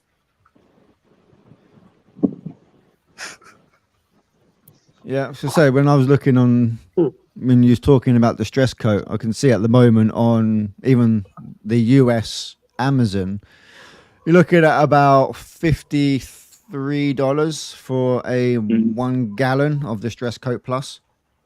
Yeah. Oh wow. Yeah, I wouldn't buy that on Amazon then. Yeah. There's no way. That's highway robbery. No, we have local fish shops here, mom and pop fish shops, and yeah, you can get it pretty cheap. Yeah, but for someone like myself or Simon that has a pond that's like 2,000 to 3,000 gallons, then you're going to be looking at that sort of size bottle to be able to treat the pond, aren't you? Yeah. Well, yeah, but you wouldn't treat the pond. Yeah. It's not a point of treating the pond. It's a point of, like, when you're pulling them out to measure, you would add just what you need in your bucket. Yeah, but for that you can use salt as well, guys. Well, I was just about to say, salt works just as well. I think salt works really well as a stress coat. Yeah. Yeah. I do need to get some in. Well, as a stress reliever. Stress reliever, and no, it also helps them with their slime coat. It does.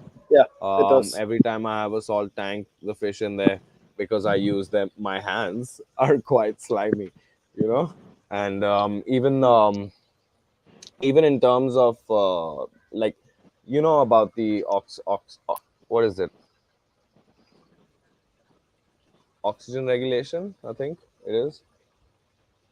It's my regulation. osmoregulation.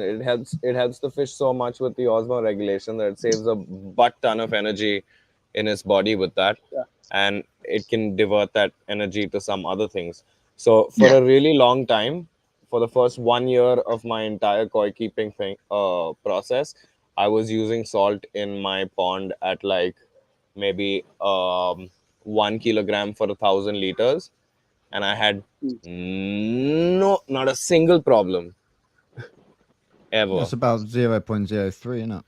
Yeah, and the only reason I stopped salting my ponds is because I got into this whole landscape side of things, which is what Chris is speaking about, and the salt just wrecks the plants. Yes. So now Guys, I've started. Sorry, I'm going to have to jump off. My phone's just about to go dead. No worries, Si. Appreciate you coming on, mate. Right, I'll catch you all in a bit. Having you here. Catch you in a bit, mate. See you in a bit. I love the impromptu pop-in guests. I know, it's very good. It's good. Yeah. Because you never know what's going to happen. Who's going to come in? Hang on. Oh my God. Good. Hey. Yes. Hey. Hi, Shane. Hi, Vince. Sam, Sid. Hello. How we doing? Good. Look at those beautiful tanks. Not much to do here in the winter, though. So. Where are You got Molly? plenty keeping you busy behind you there, I see. Yeah. That's why I have them. I need something to do. So summer is more the pond, and I kind of neglect the aquariums. But then winter, I go back into the aquarium thing. So. Nice. Yeah. Thank God my husband puts up with it because they're kind of in every room. I've had fish tanks since I was about 8 years old, so definitely a fish nerd. Sweet. So, what's the plans for you this year, pond-wise? Putting a roof over it to try to cut some of that sun, because last year, October, when we finally finished and put the water and the fish in, at that time it's like that's when everybody's stopping their filters and taking them in because they can't freeze.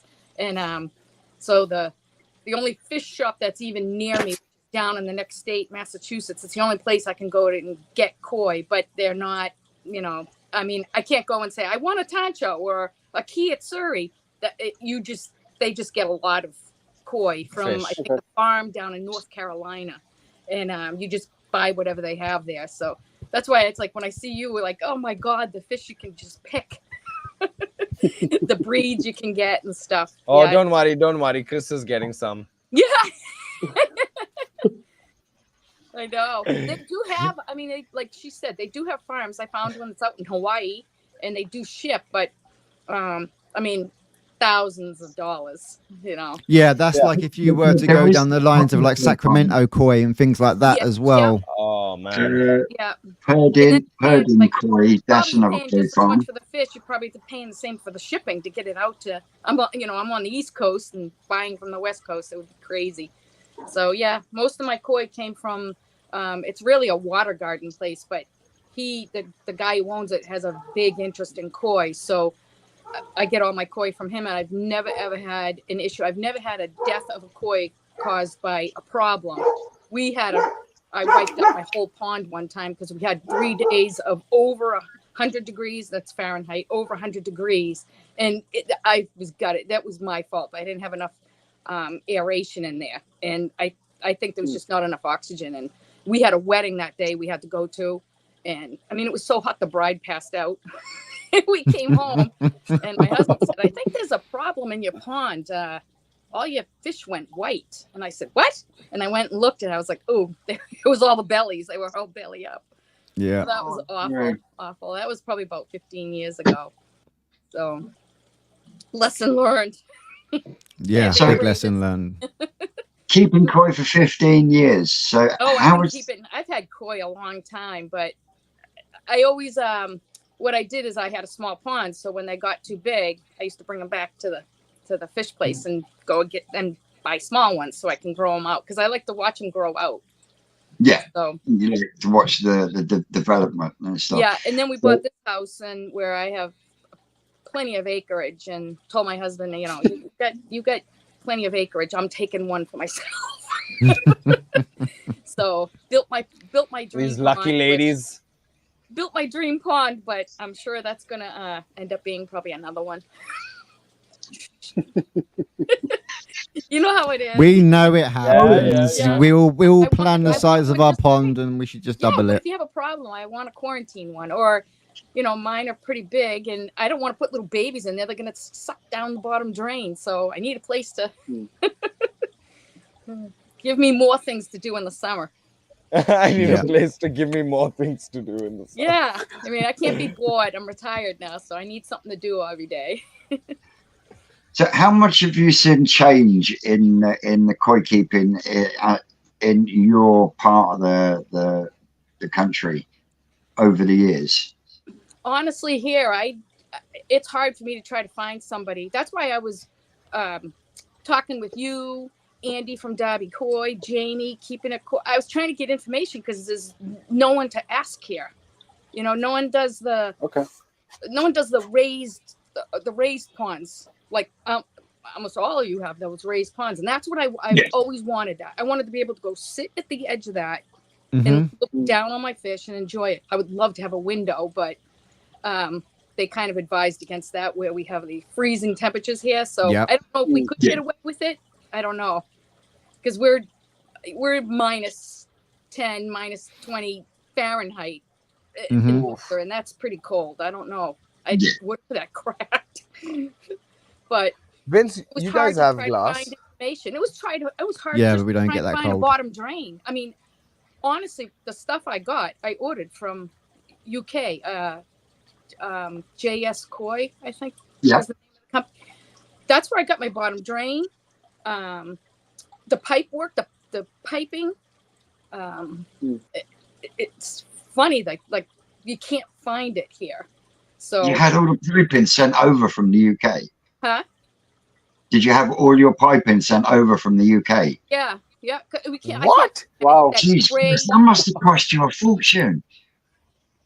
Yeah, you know what's funny is I did find, like, before I was thinking of going the Easy Pod route, and because that's what I watch all you guys use, so it's like the thing I was familiar with, but I didn't have somebody to ask how do I work it? What do I do?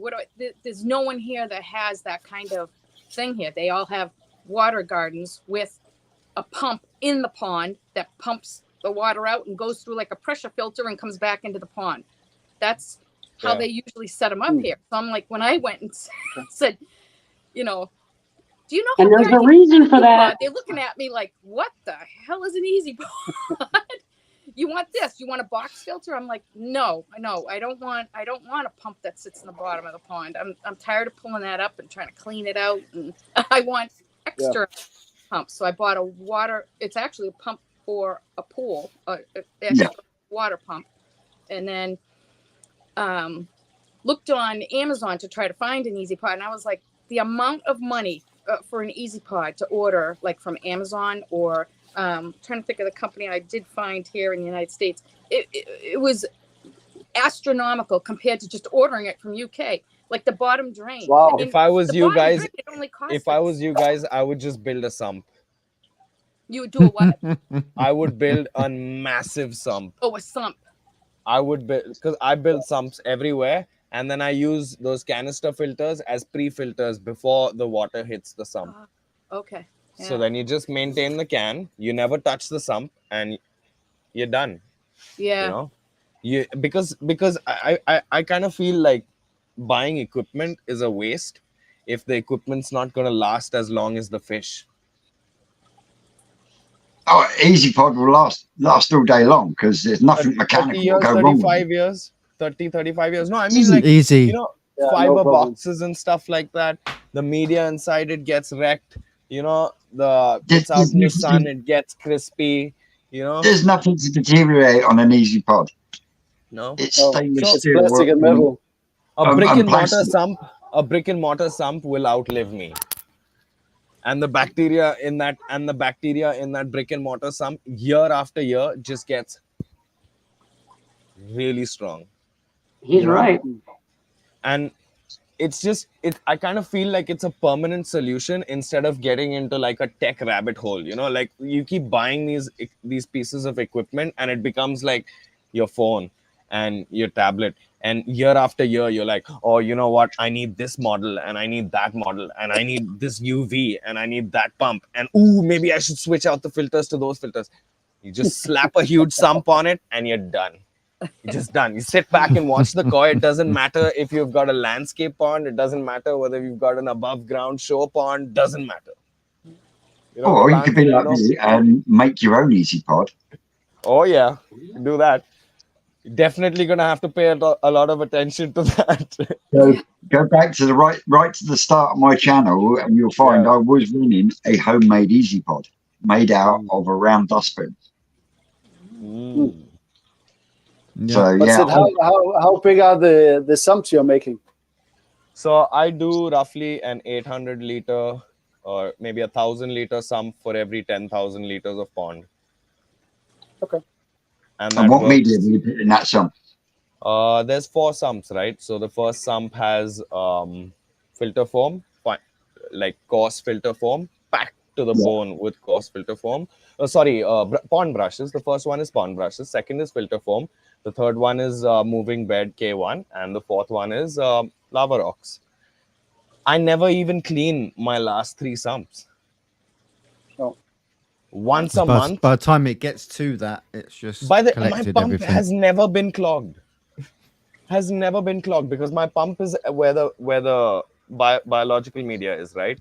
So like I lift the first hood on the, I call them the hood, right? Lift the hood on the first sump, and 90% of the time, even if it's been 3 weeks, the water coming out is crystal clear, and maybe it's like the coarse media is probably 20-30% full, you know, and it's just no stress. If I was the type of person that let my pond be and didn't constantly keep pulling things out and doing this and doing that, and man, I would have it so easy. I could just sit back, enjoy beers all Sunday, watch the fish, feed them as much as I want, you know. I'm with Sid. I agree. But you've got a lot of sick fucks out there that like cleaning filters. They get a kick out of cleaning I love maintaining. I don't think anybody in India likes cleaning filters, bro. I don't know about where you guys are from. I don't like cleaning filters. That's because you build 6-foot fucking sumps. You can't get in them. No, I don't need to get in them. I just pull a valve and it starts draining and I just shake up the media, but I don't need to, you know what I mean? I mean, I can't disagree, because if you go back to when we were taking down the original Munger tunnel. Yeah, he basically had a sump in there. When you look at that settlement chamber that was running that Munger pond, I mean, you know, it looked bad your stomach just by looking at it. When we started moving stuff out of it, it stunk. But look at the quality of the fish that are coming out of it. Yeah. 100%. It's always surprising. Every time I do a pond, like if I'm doing a pond build, I force the person that's building that pond to consider a minimum 10% of filtration in literage, and then as high as 20%, 10 to 20%, because I know if I do that filtration for them in concrete sumps, then they will thank me forever. You know? It will thank me forever, because at the beginning, when you're building the pond, all you think about is literage of the pond. Oh no, I don't want to give up that space. I want it that big. I want to hit 10,000 liters. But 7,000 liters of some filtered pure water, no stress, is just so much easier, right? Just bought my wife a vacuum for her. I thought I'd be pushing it to get her pond. Tony.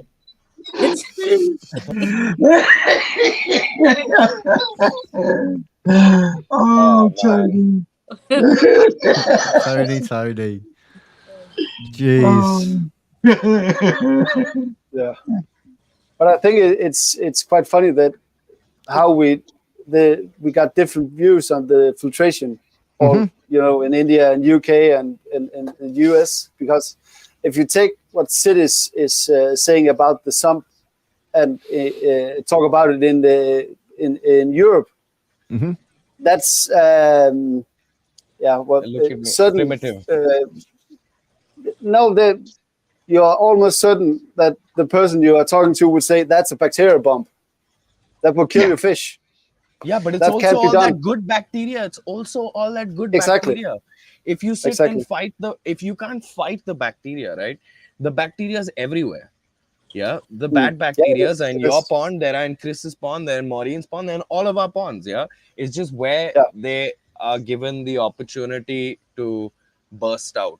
You know, so if the fish's immunity drops because your pond has a low volume of good bacteria, then the bad bacteria will kick in and start whooping their asses. You know, but if it's just a shit ton of nice clean bacteria in there, and that's matured and it's settled down, and that population of bacteria is just there, then you don't really need to worry about it unless you're dumping in new fish and pulling out fish and things like that, right? You know, but I get your style as well. It's like a modular style.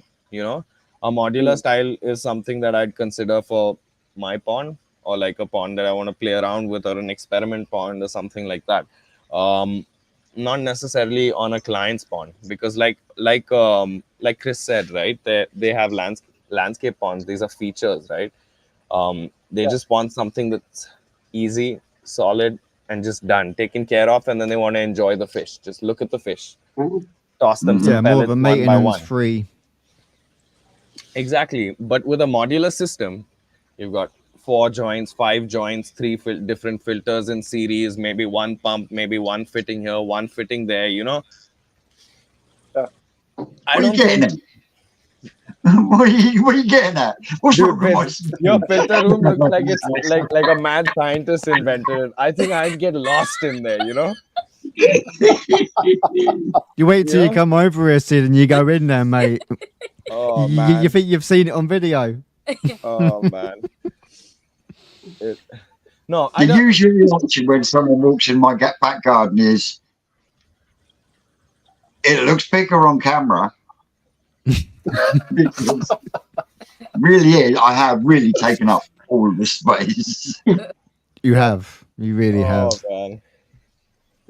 But no, that's fun. That's fun, right? It gives you something to do. It gives you something to do. It gives you something to look forward to. It gives you something to plan and play with and things like that. And that's because your hobby, more than, is not just fish keeping. You know what I mean? No, you've got all your projects and everything else as well. You're building projects, and you know your mind's always moving. Exactly. Like, okay, so I've got this, but I could do a little tweak here, a little tweak there. He's the type of guy that likes to work with his hands.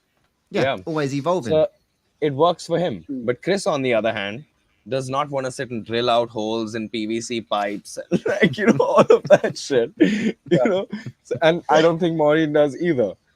Yeah, I don't know. So I really enjoyed the build, and I'm kind of looking. It's like once I finished that, I was kind of bummed out. Like, now what?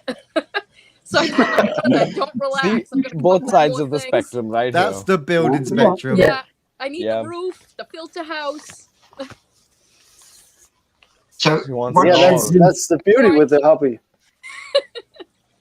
So once you I tell you what, put the sump after the filter house, and it won't matter what you've got in the filter house.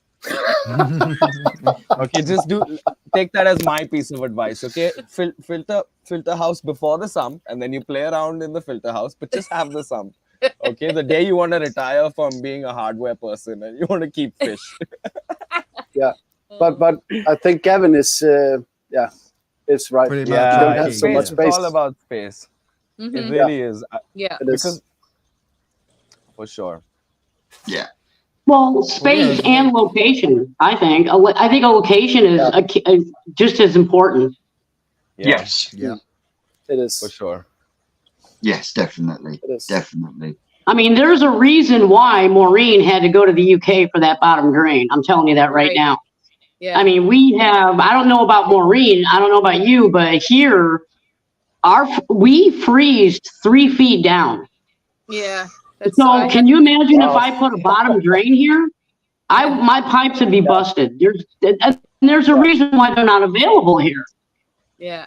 You know, I mean, it just, I fear for her. I think I was when nervous. she starts getting everything up and running, I think next winter you're going to see some issues, and I don't know how you're going to How fix deep that. is your pond, Maureen?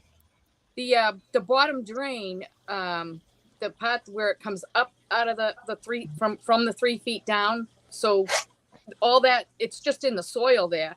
I did wrap a Schedule 40 PVC made heat tape around that so that it wouldn't freeze, because I was worried about that. And when we build the filter house, the back wall of that pond is going to be within the filter house. So that pipe coming up is going to be in the filter inside. house. So Yeah. in the filter house, I am planning to try to do like minimal heat during the winter, just so I don't have to take everything apart. Like now, I bought my big from UK, my UV. I forget what it is. Clarifier? Yeah, the clarifier. I think it's a 35.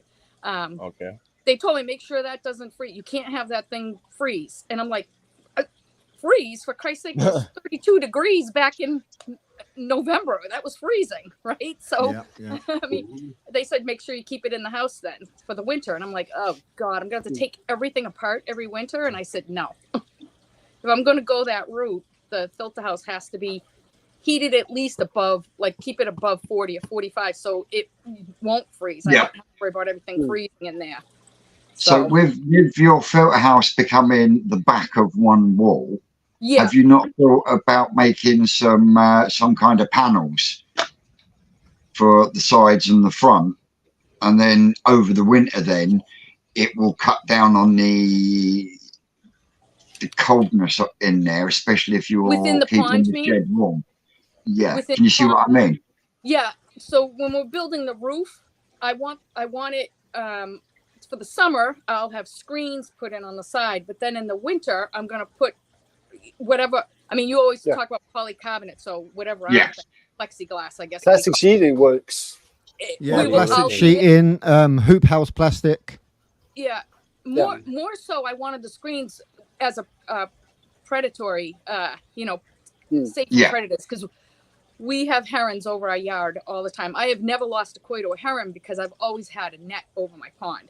I wasn't going to take the chance of a heron getting it and wiping me out. I mean, they fly right over the house because in the back of our property, there's a river that runs along, it's a Exeter River tributary. So they're always around there.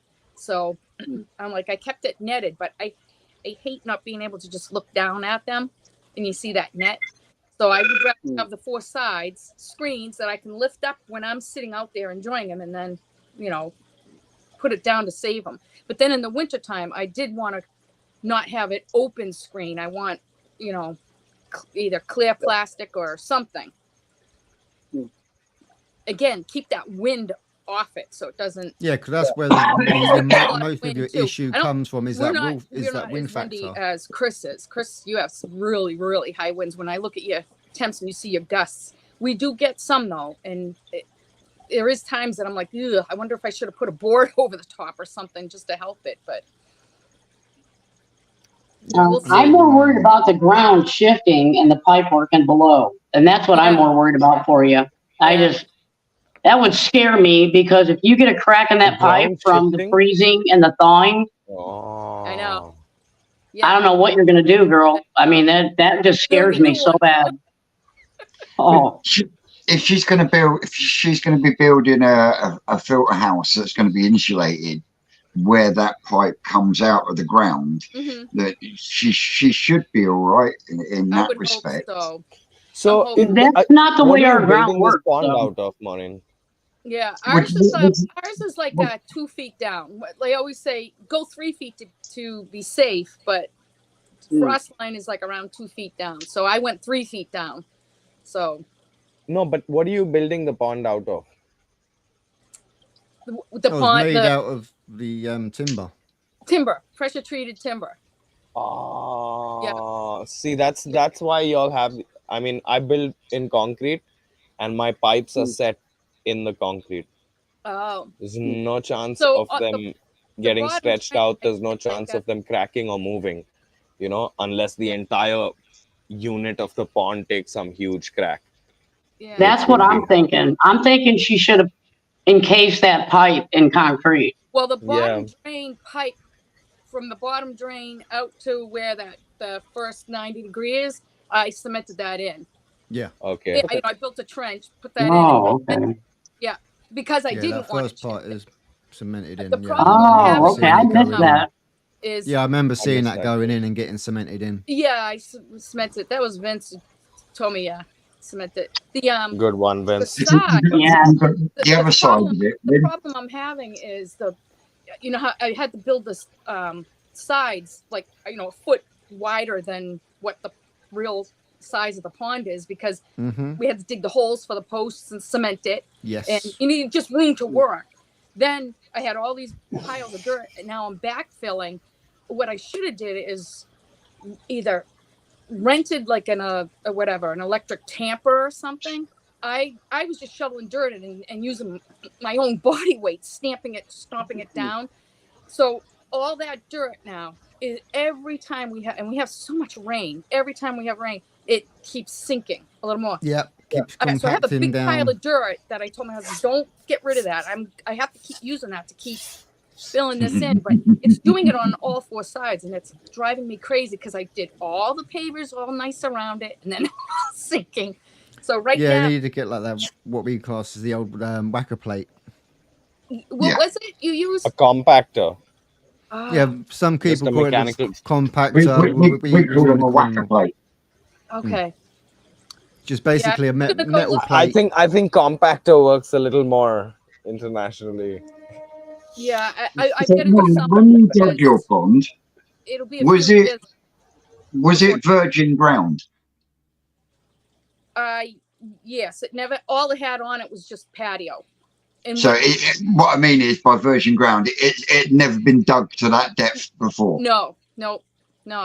So one thing that I was always told by Mark Davis, who owns Cutbrook Koi Farm, is if you are digging down in virgin ground, as long as you hit a point and stop, that soil below there is not going to move, because it's been like that for hundreds of years before you've dug that hole for that pond.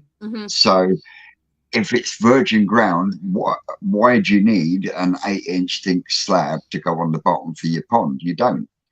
You only need 3 or 4-inch slab on the bottom as your base, because because it's virgin ground, that base, whether you've got concrete on it or sand, it's never going to move, because it's still compact the pond's not can you see what I mean?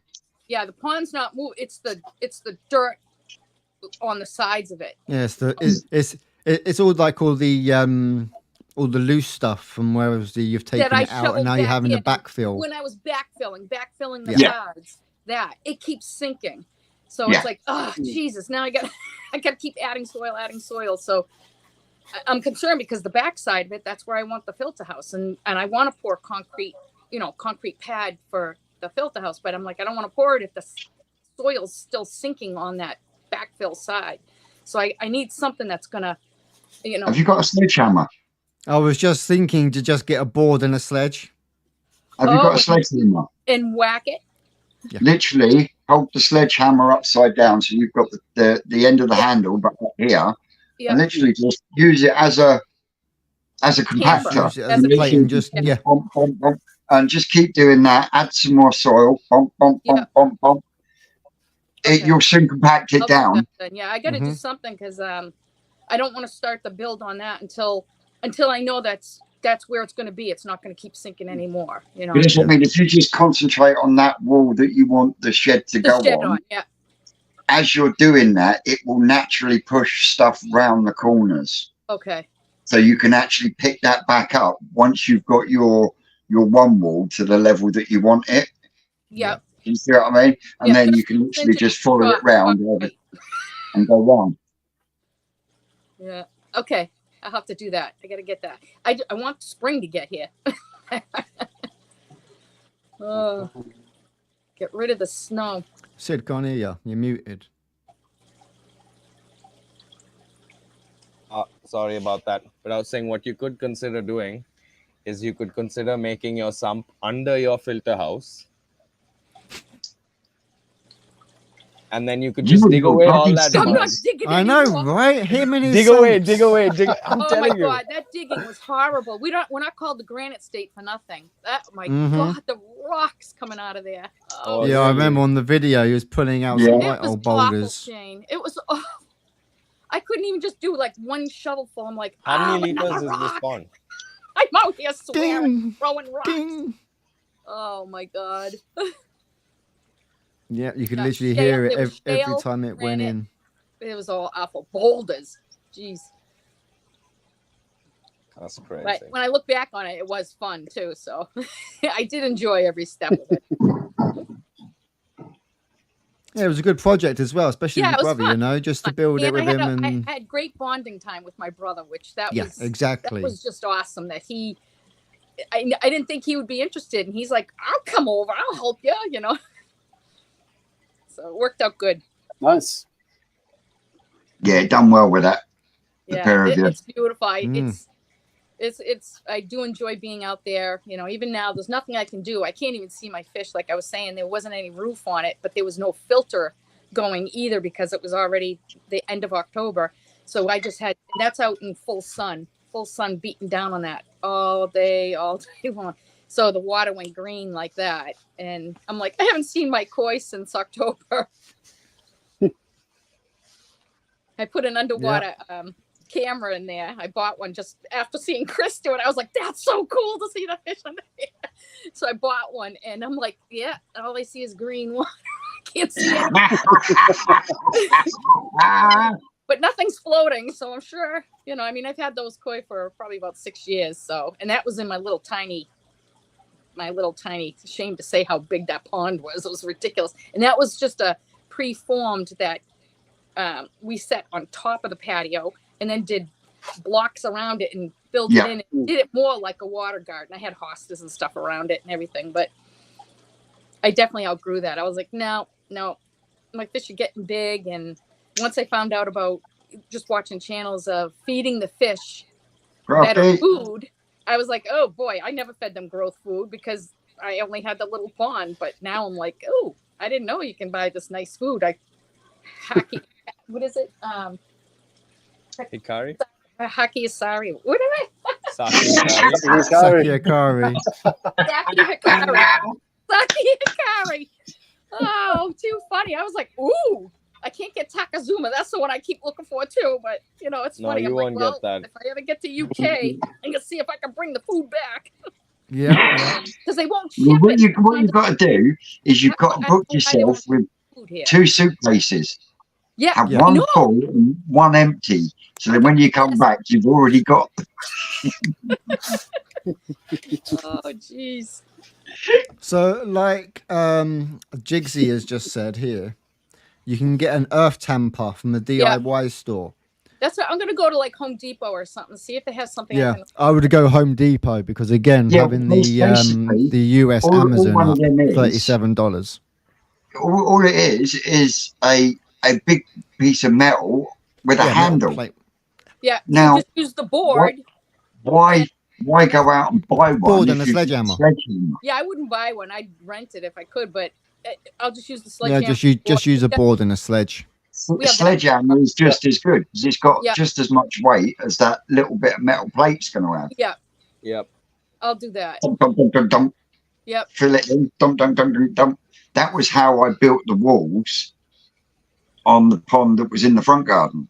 Oh, okay. Okay. Literally, I had 2 rows of broken patio slab with the gap in the middle, and I put the soil in.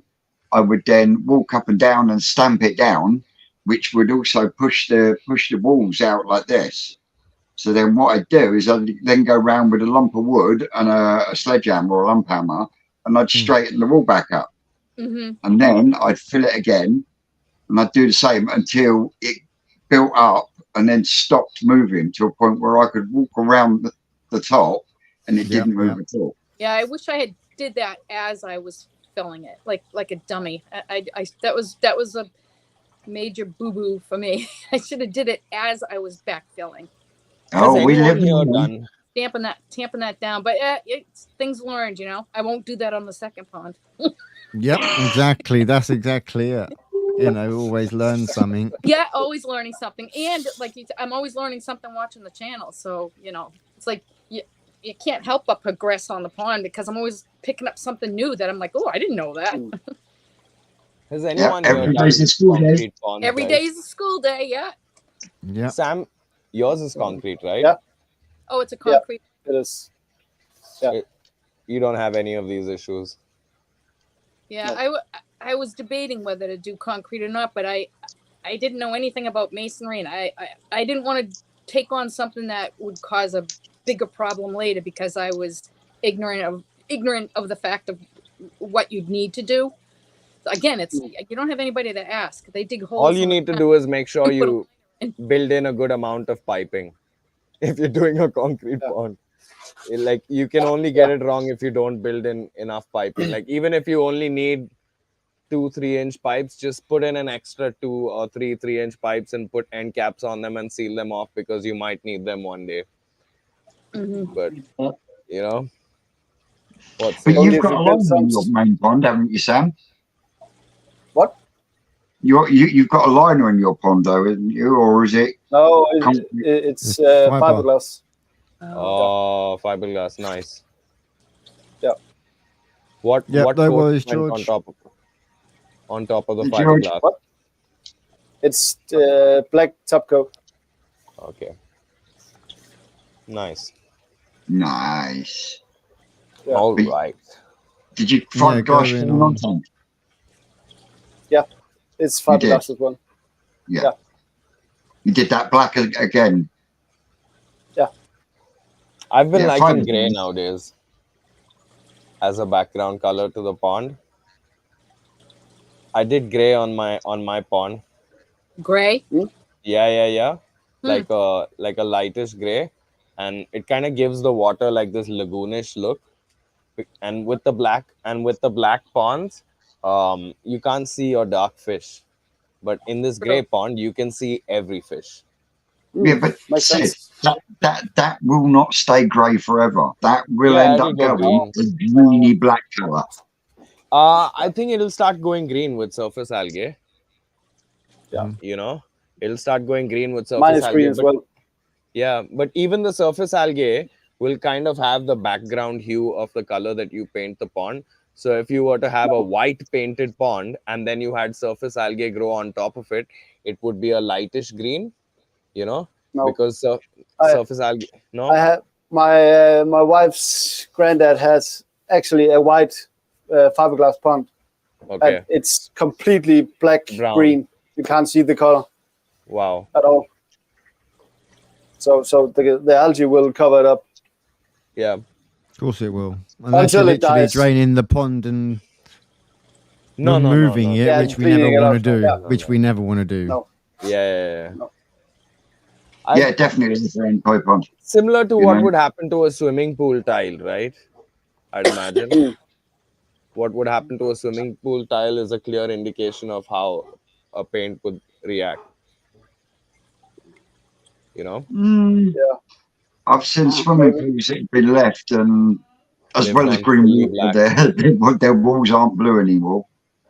No, like mine. Just like the pool that's up in the greenhouse at the moment. Yeah. The sides on it ain't blue no more. No.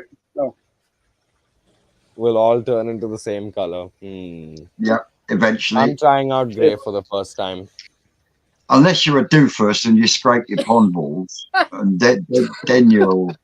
Oh, mate, honestly. Oh, look at Chris's face. She's like, no. I've actually seen videos where people She are in doesn't their touch her ponds water. wading, and they're Yeah, I've seen scraping it. Yeah. their pond Yeah, walls. And I've seen it as well. No, you just killed a whole ecosystem. You know what I mean? But Yeah, I'm we not call blaming that you. the garbage can effect. That's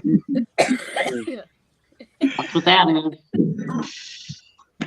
It's stupid. Yeah, definitely.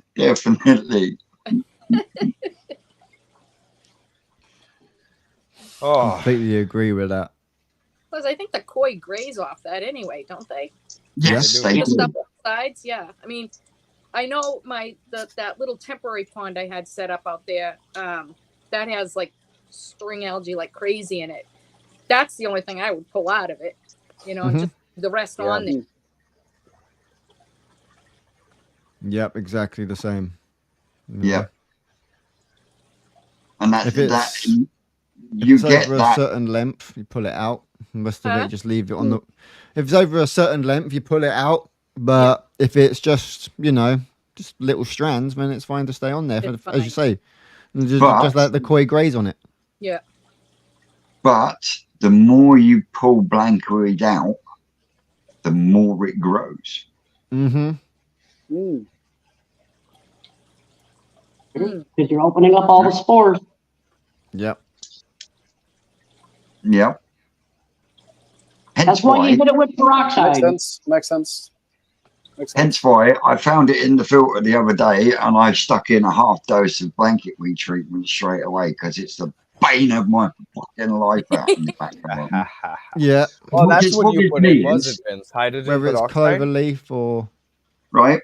I had the pond running out in the front garden, and that pond was south facing, had sun day in, day out, and it was running on 2 airlifts with plant filters in alpha grog, and I didn't have a patch of fucking blanket weed. I got the pond in the back garden, and in the height of summer, there's like 10 degrees difference between the front and back garden, and fucking main pond was full of blanket weed. Now, how'd you work that out? Phosphate. because it's probably because it's got certain areas where as you say, the front was hammered direct sunlight, where out the back they've got obviously the buildings and things like that that can create shade pockets, and it just causes it to just explode. Yep, definitely. And me personally, no, I don't use any filter start gels or powders at all. I do. I do too. When I first put my first pond, the little pond in, then I didn't use the liquid Pure Plus, but I did use the bio, like the actual balls. I did put some of them in there, but I think it was like the large gel one. Yeah, I use that I put in a farm scale beneficial bacteria supplement that they use for bioflocks that also promote like plankton growth and things like that. Right. And it works out super cheap. When I say super cheap, it works like literage wise, it works out to like 1% of what you buy all of these things for. And I think it does 90% of the work and maybe 30% of some other work that that I think does pretty well. And I've not really had blanket weed issues and things like that. And for the most part, unless my ponds are overstocked, I can turn off my UVs, and that's big boy talk because it's really hot and really sunny in India. So and my pond's just 20,000 liters sitting there in the sun baking with fish shitting in it.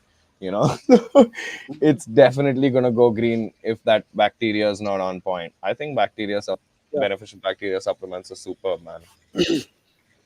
They are. Once a year, they are. or if you're doing a 60% plus water change, definitely.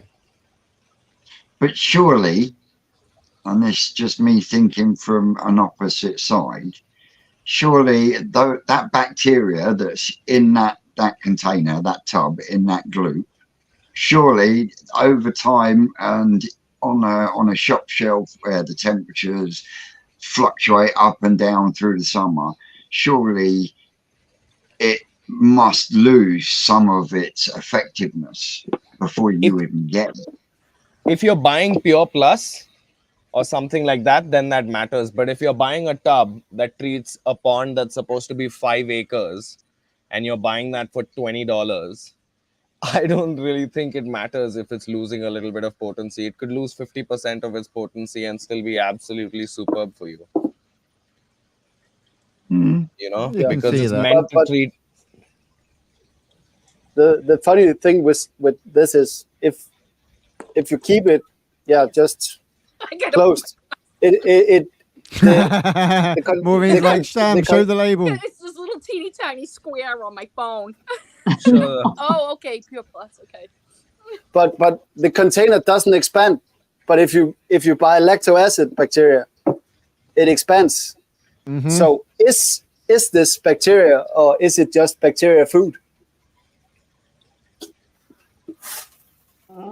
If it's just Because live bacteria creates, the container would expand if it's live bacteria. so what I get here is in powdered form. Yeah, I And know it that, looks Crafty, like- but is it? I don't think it's bacteria because live bacteria would produce gases, so the container would expand. Maybe it's just dormant, right? Maybe they're just dormant in that gel base. I don't know. I think that's And where it is. this is my question. I mean, the reason I ask is because those little Evolution Aqua pond balls, the small ones, I've still got them in some of my Easy Pods, and I haven't used them pond balls in about 2 years. But that's because they shrink to what, a quarter of the size and just stay there. They don't disappear. I have them as well. Used them last year. So yeah, I can understand what you're saying, Crafty, but surely if it's a live bacteria, surely over a period of time with temperature fluctuations and everything else, it would lose efficiency or effectiveness. Depends on what bacteria you're using. Like here, I've got cold water beneficial bacteria running right now. I mean, there's different kinds of bacteria. Yeah, of course.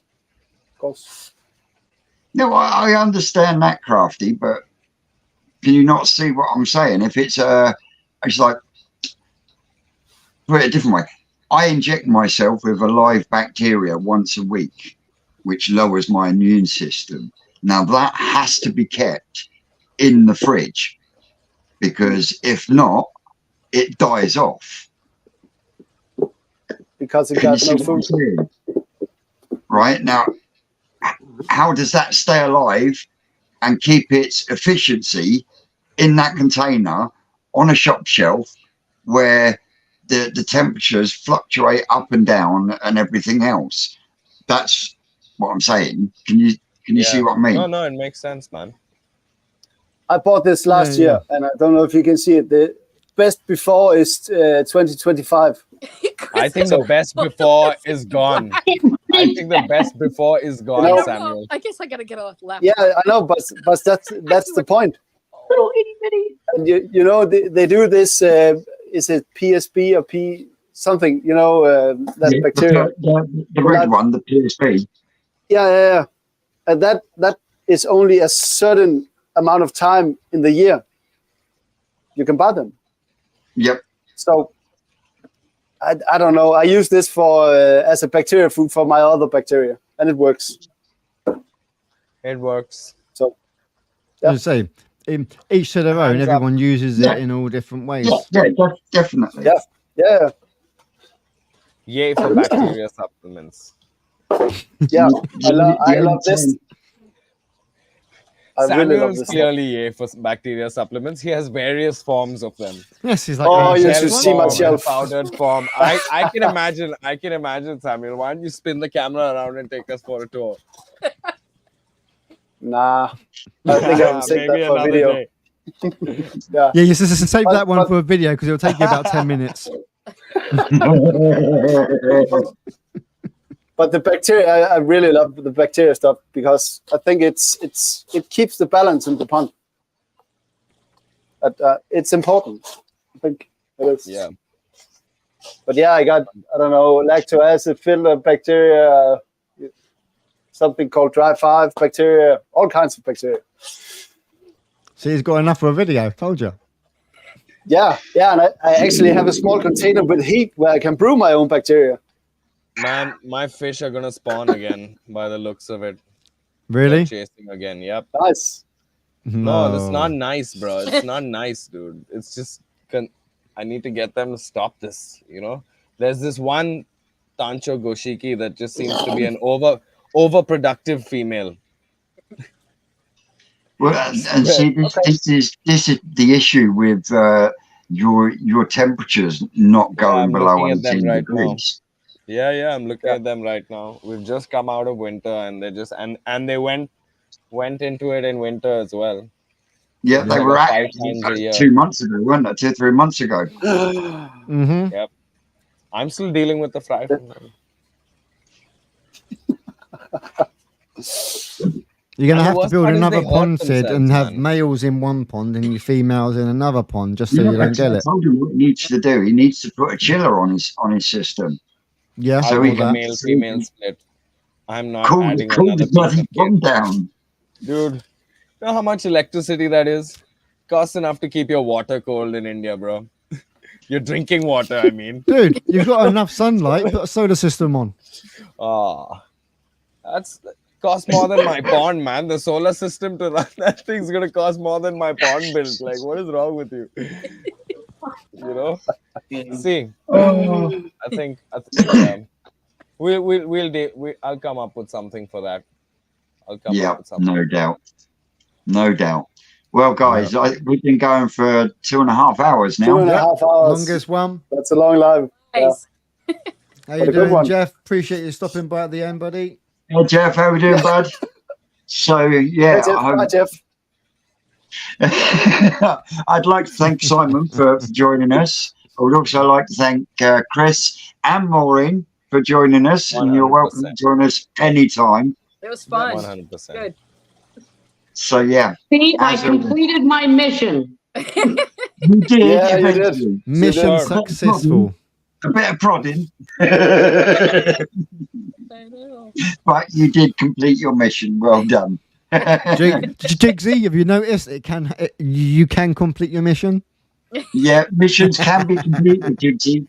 And watch out for next week, because next week we have another special guest joining us from across the world. So exciting. And no, it's not Canada, and no, it's not America, and it's not Denmark. So you're going to have to ponder and peruse over that one, ready for next weekend. Same time, same place. As always, guys, I've been Twisted Koi. I've been Hearts. Go on. Come on, Chris. Go on, Chris. Chris from Sweet Acres. Maureen, he's Koi Haven. Samuel. Samuel from Denmark. Talk about let the side down, man. And Sid from Mochiba Koi India, people. Thank you so much for joining We'll us. see you next week, guys. Yep. Bye. If we don't see you during the week on other videos, we'll Don't see you forget again to- next Sunday. Don't forget to hit that like button. Yeah. Head over to our On all channels. four Check our channels out. on Check all a four couple other channels. videos out. Yeah, Drop some check comments. everybody's out. And we'll catch you all next week, guys. Bye. See you next Sunday. Later. See you next Sunday.